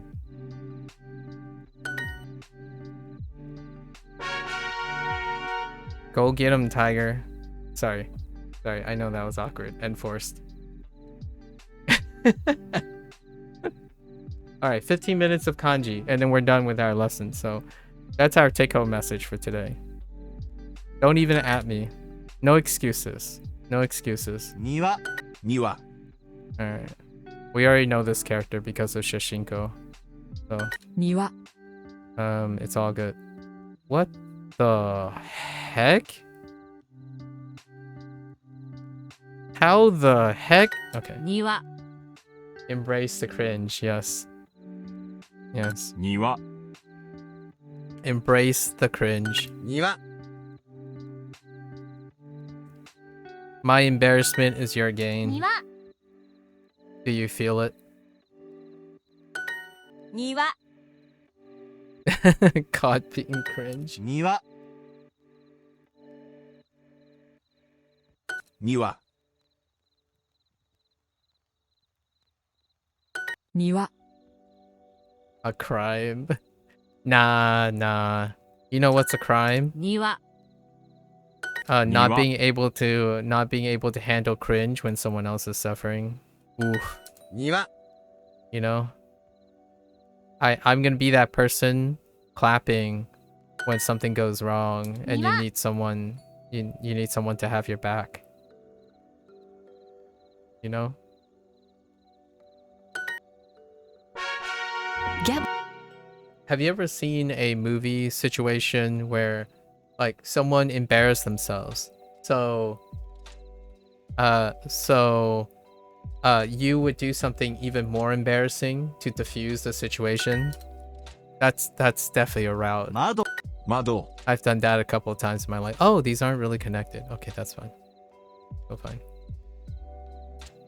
I've done that before. Mado. When someone done like accidentally feel like incredibly embarrassed Mado. about something, I just one up it to diffuse the Mado. situation. 窓 There's a few movies scenes that I can think of that has done that. Or maybe like sitcoms and stuff. Where like someone accidentally spilled something on themselves and then the other character would go up and spill something on themselves too. 窓 So that they're not alone. That kind of thing is Mado. right down my alley. You walk the opposite direction. Excuses, listen. You can't leave your wingman. You can't leave your bro Mado. hanging like that. I don't know this person. But would it? Mado. Okay. If you don't know this person, I can see that. 窓 Nah, I still do it. 窓 I probably still do it. Alternatively, probably just 窓 help the person with the problem.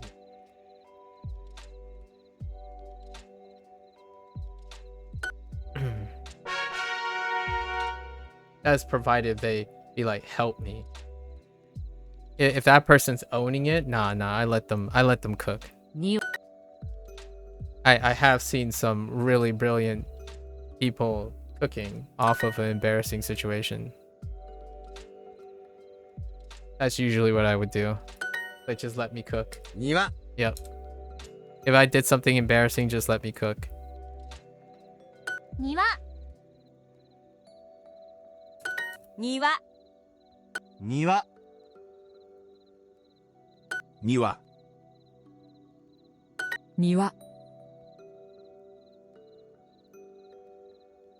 庭 Gotta be 庭 quick on your feet. 庭 So my stroke length was not correct when I was practicing this 庭 character in Shashinko. I didn't realize the second stroke was the longest. That's interesting.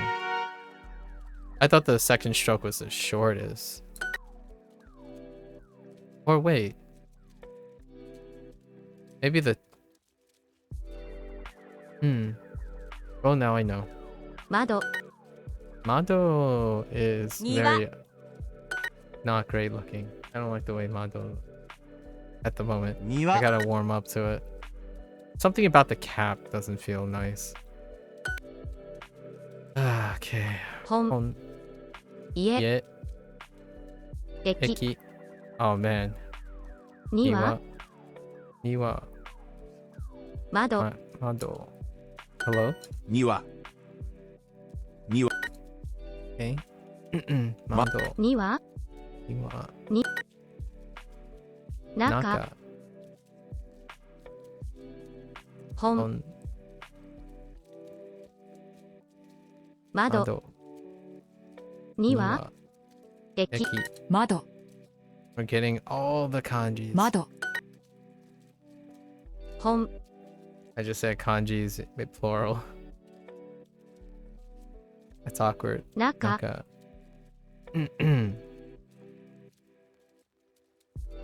Okay. Mise. Mise. 庭 窓 Mado. Okay. 庭 Niwa. 車 Kuruma. 窓 Mado. 店 Mise. 庭 Niwa. 駅 Eki.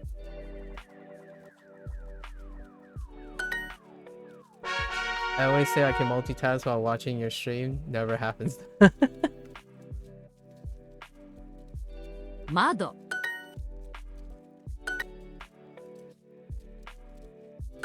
窓 But what you're saying is skill issue. 窓 I'm just kidding. Just kidding. Seriously, you need to hit this Anki. Alright, Mado. alright. Good luck with your Anki. 窓 窓 One day, you can program things, Mado. and you and Lotus can geek out to programming in Japanese. You know, that's 窓 you don't even know. Lotus could be your future boss. You have no idea. 窓 Wait, don't you guys live in the same area? You never know. Lotus could end up being your boss. 窓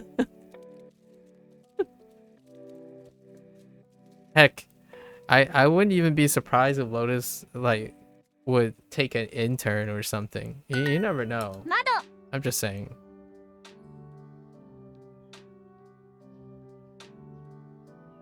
Like, I feel like Lotus is in like a pretty high managerial position. And he knows quite a lot. At least he gives me the impression that he's incredibly competent in 庭 something related. Not necessarily gaming, but you're gonna need like programming and internship experience. So it wouldn't be out of the realm of possibilities that you're making if you learn about other people's backgrounds and professions. You never know. You just never know. Things work out really weirdly like that. 庭 I could even see 庭 designing a game with some people I know now already. 庭 And I would like I would be the producer instead 庭 and handle all the human resources and negotiations. 庭 庭 You never know. Never know. 庭 庭 Never know. 庭 庭 Alright, I'm gonna let you do your Anki thing. Good yap. Good yap. Okay. Oinu.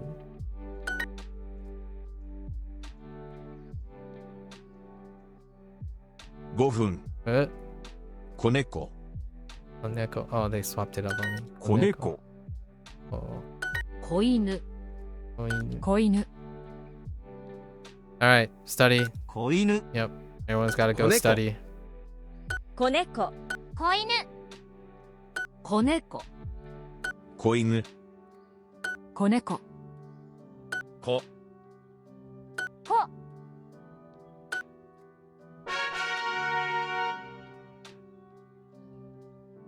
Neko. Sure. 子猫 And 猫 猫 deja vu. 猫 Massive deja vu. Whoops. 子猫子猫子猫 猫 Oh. I've been doing Koneko. the box stroke order in the wrong 猫 order. They do the vertical first. Koneko. Guess that kind of makes sense. 子猫 猫 子猫 I have a habit of doing the horizontals first. Introduce Yes, yes, yes. Introducing Duolingo Super. ま Ando. 窓 窓窓窓窓窓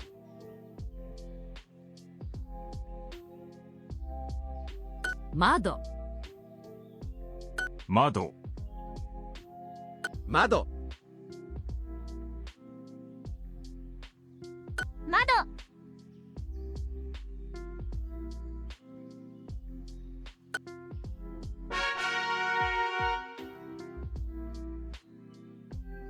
Right.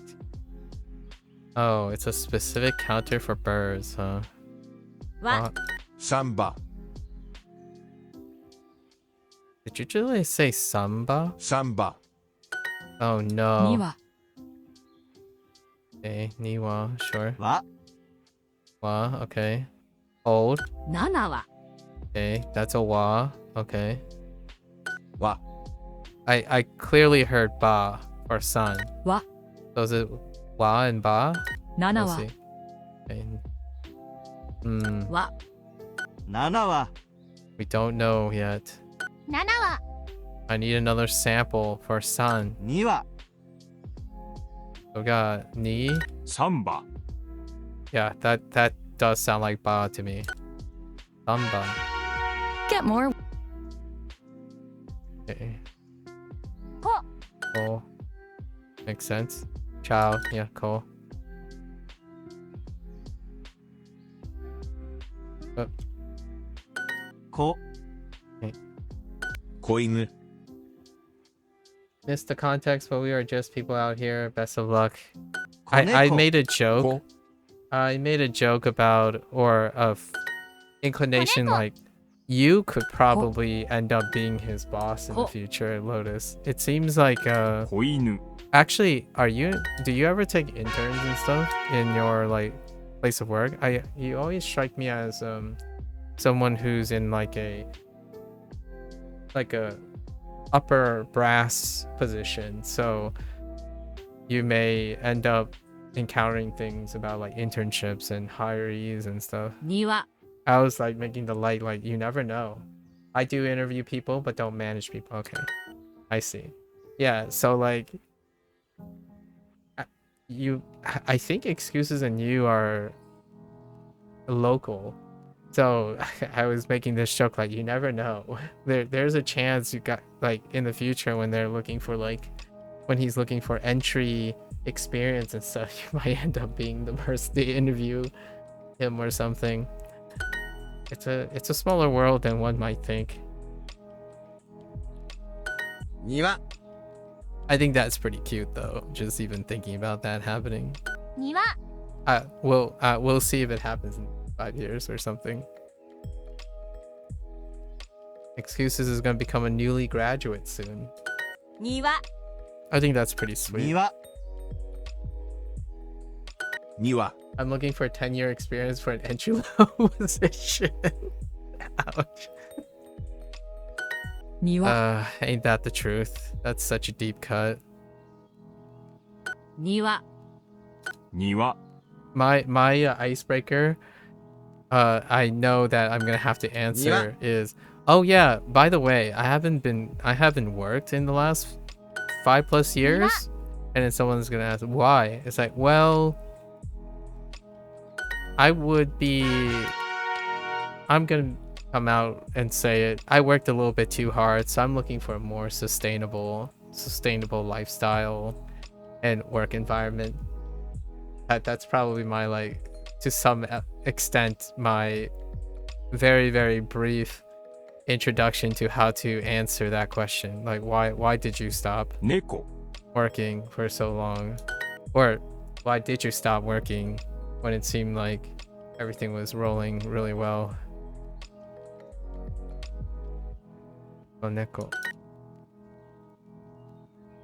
And then they're gonna ask me, so what have you been doing while you were thinking? Well, all right, well, let me show you. 子猫 In fact, I have it entirely categorized and I have my entire portfolio 猫 sorted out for you.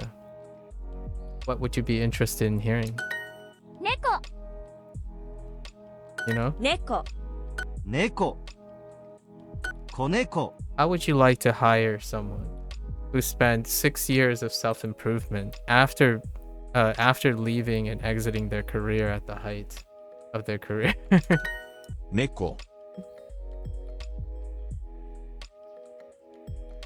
and desires no special treatment. 猫 Just want to do something to contribute. That's probably my spiel. I just want to do something 子猫 with a larger impact. 子猫子猫子猫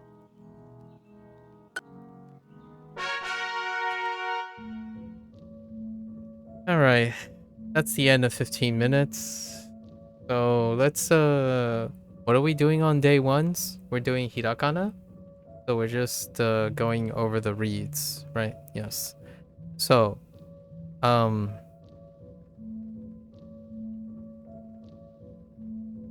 okay. We have Niwa.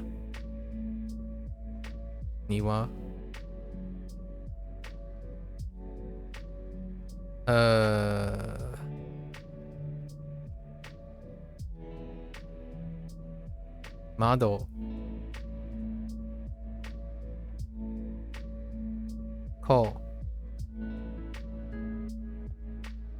Whoops. Yeah, no, this. Neko. We're gonna temporarily write wa. And I heard ba.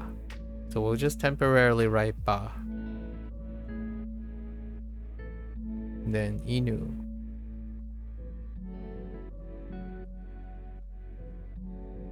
Inu. Hori.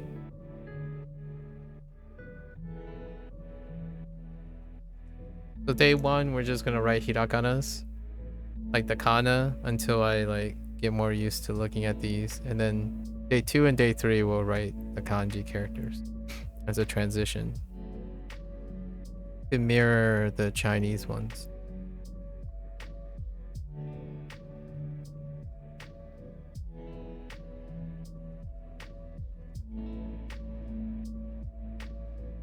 Ne?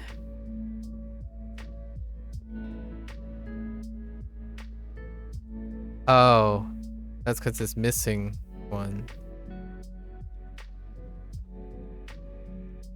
These two. Isu.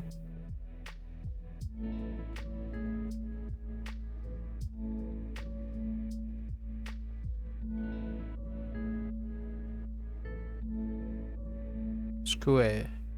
Skue. Skue. Nana. Oh. Right.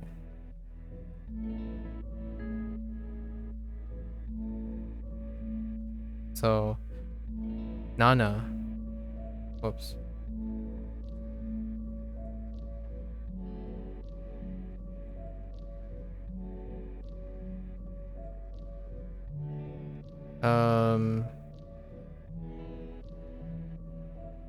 Still ni.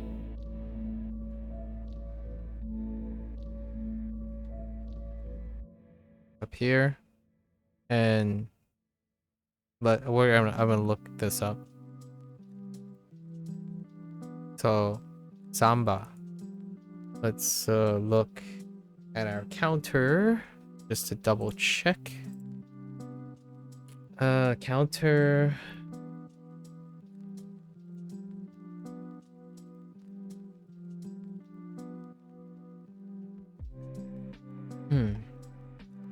We have wa. Birds, bats, and bunnies. Birds, bats, and buns. Nice. 3 B's. Okay.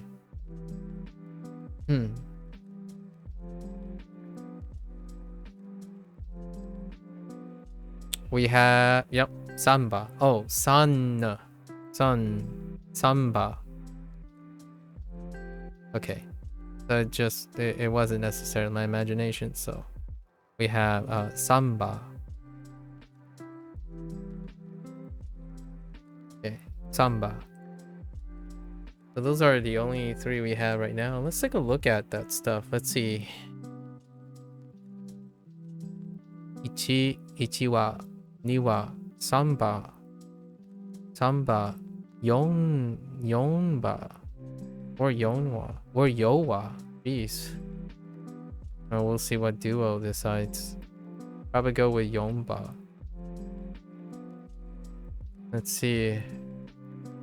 Gowa. That's fine. Gowa. Dokua. Or dokpa. Interesting. It's an interesting counter. There's a lot of like alternatives. Kyuwa. Achiwa. Nanawa. Well, it's not too much. It's actually on the lower side of things. Okay.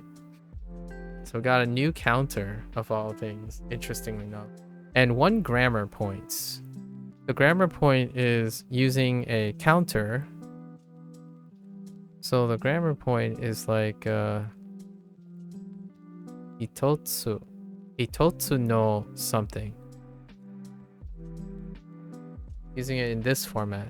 Like kind of like taksan no something. Right? As opposed to Right, tori ga takusan desu, right? Tori ga takusan desu. Takusan no tori desu. Or imasu or iru, something like that. So that's kind of newish. I think that's about it. So today was pretty conservative. Again, it's pretty cool. Every 3 days we're gonna get what, an average of 10 kanji stuff. That's pretty rad. Like we're really booking it now.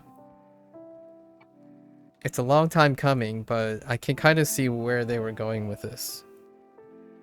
Like this is very, very short leap. Like it's such a short leap because the vast majority of the stuff is technically review. And then we get 1 or 2 new things. Like for example, the counter wa and wa/ba is new. Neko and inu is not, right?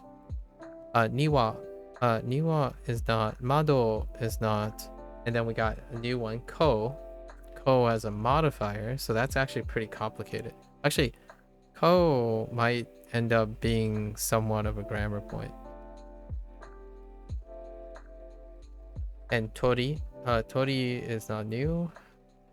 Isu and skue is not new as well. And then we're not a stranger to adding numbers to counters.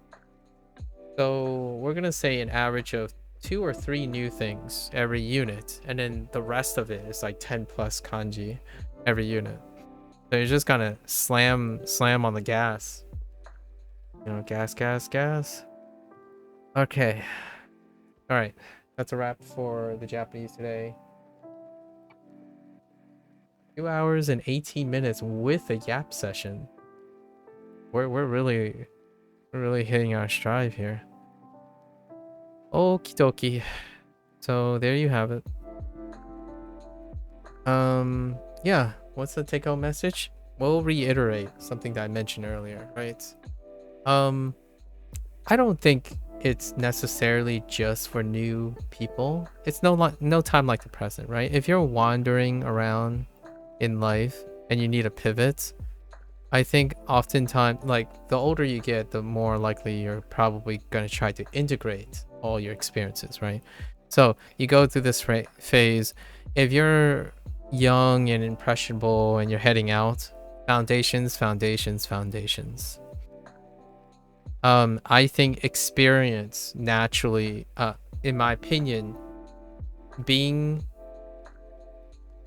concerned with specialization at a young age is, or encouraging young people to be specialized and setting their life in stone so early in life is very concerning to me. I honestly think that there is sufficient room and even privilege, and we're talking about privileged positions here, obviously. If you have a choice, if choices are presented to you, often aim higher than aim lower. I don't think being hyper objective and being hyper efficient so early in life is sufficient, is a highly successful thing, honestly. It takes experience, or inevitable experience, to ultimately cultivate what you can specialize in. And there's so many things, in my opinion, for both mental health and intellectual health, mental and physical health, even physical health, that early life experimentation has kind of lost its attractiveness in a hyper objective world. In the hyper objective digital world, it seems like things are presented so certain and so almost nihilistic, as in, like, if you don't start now, it'll be too late later, constantly. However, you can't It is so difficult to know what the future is undetermined, in my opinion. It ebbs and flows quite substantially, and equipping younger people with the idea that they can adapt whatever they experience, I think, is a far more, call it coping with being a millennial from the United States or something, but generally speaking, erring on the side of enjoying and collecting as many things about yourself and knowing about yourself is a recipe to lay the foundations to acquire the experience to specialize later. And experience will naturally lead you to specialization. I don't necessarily think building specialized thoughts based on some vicarious experience is that reliable. At the moment, when you go to college or learning is your experience, right?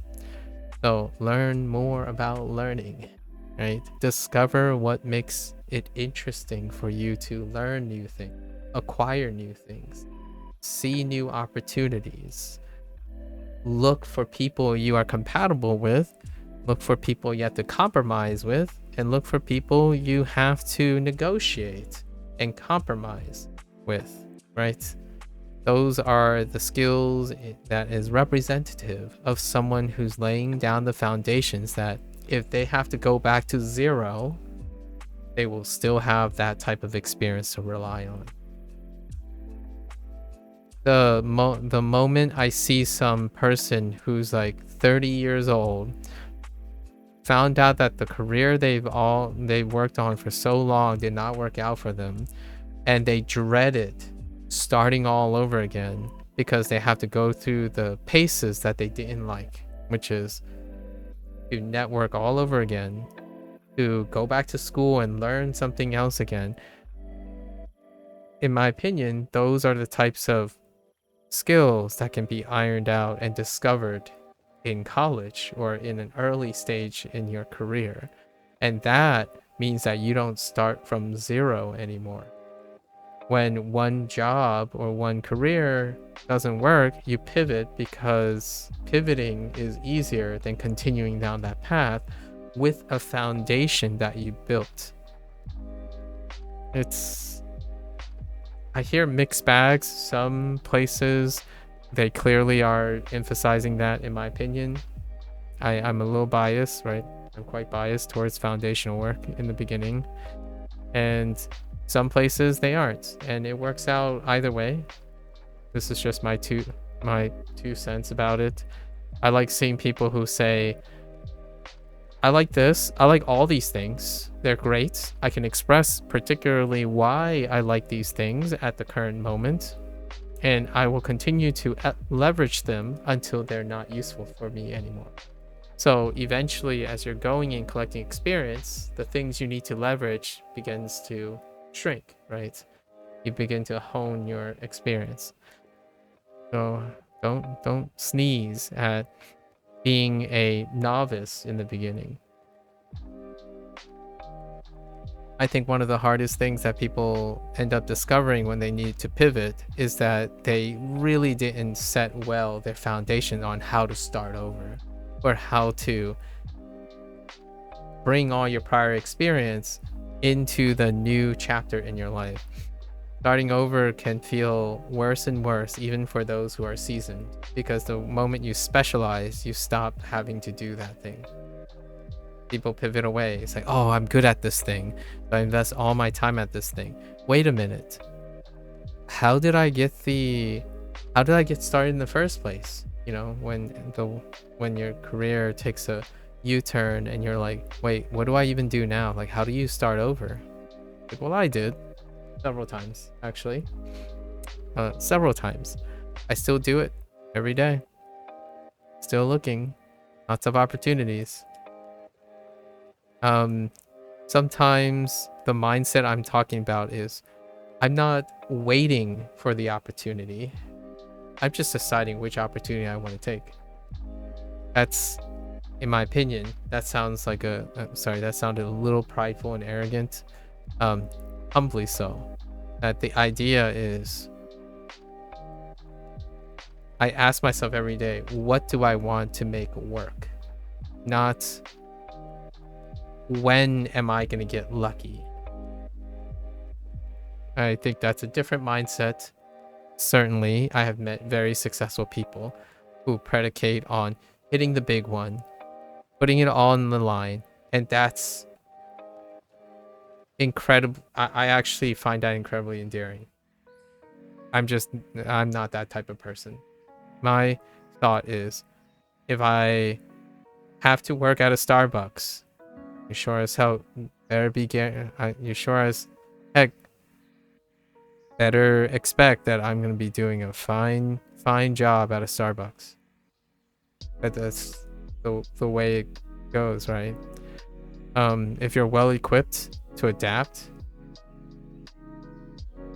things don't seem all that scary when things don't work out. And I guess you kind of got to ask yourself, how much of that do you need in your life versus I want to be dependent and, and I want to hit the big one. I want all the pressure and obligation of risking it all. That is certainly a lifestyle. So that's kind of what I wanted to take home there. I think college is weirdly a place that has been misconstrued as the rest of your life. I don't think that is the case. I earnestly find that students who remain quite open-minded tend to be incredibly diversely skilled later. Was I one of them? Honestly, I wasn't. No, I was still relatively specialized. Like, however, not as much as I hear the kids of today, but I was definitely more specialized compared to my peers. Like, for example, it was science. And what was it? It was chemistry or biology, right? Like, physics fell by the wayside, even mathematics, things like that. So I was relatively specialized too. And those things actually end up becoming fairly inconsequential where I ended up, because I ultimately ended up leveraging all of the things I learned in undergrad and graduate school. I still talk about them every single day. That to me is the difference between someone who's efficiency bound and specialized, because they tend to discard anything that's not relevant. If you can't see the relevancy, there's no need or urgency to preserve them. I, on the other hand, had the wonderful privilege of having a liberal arts education. And generally speaking, I don't scoff and discard memories and experience. I re-educate them, reintegrate them into most of the things I do. Is it worth discarding sometimes? There are extenuating circumstances, obviously, like trauma can be a really big thing. And just not my brand. All right, folks, so go out there, right? If you're young and impressionable, keep on learning, building your foundations. This is gonna sound cliche, but the stronger your foundations are, the unshakable you are, in my opinion. And yes, you might have to backpedal and go up and down every once in a while, but a strong foundation makes it for unbreakable will and unbreakable confidence. Not the type of confidence you even need to share. You just feel comfortable in your skin and you know that it will work out. All right. With that said, I'm going to change gears. Thanks for hanging out, folks, for all the Japanese learners out there. If you're gonna watch this later, arigatou gozaimasu. And mata ne. And I'm gonna go take a break, stretch. I'll be back with the Chinese lesson. All right. Thanks.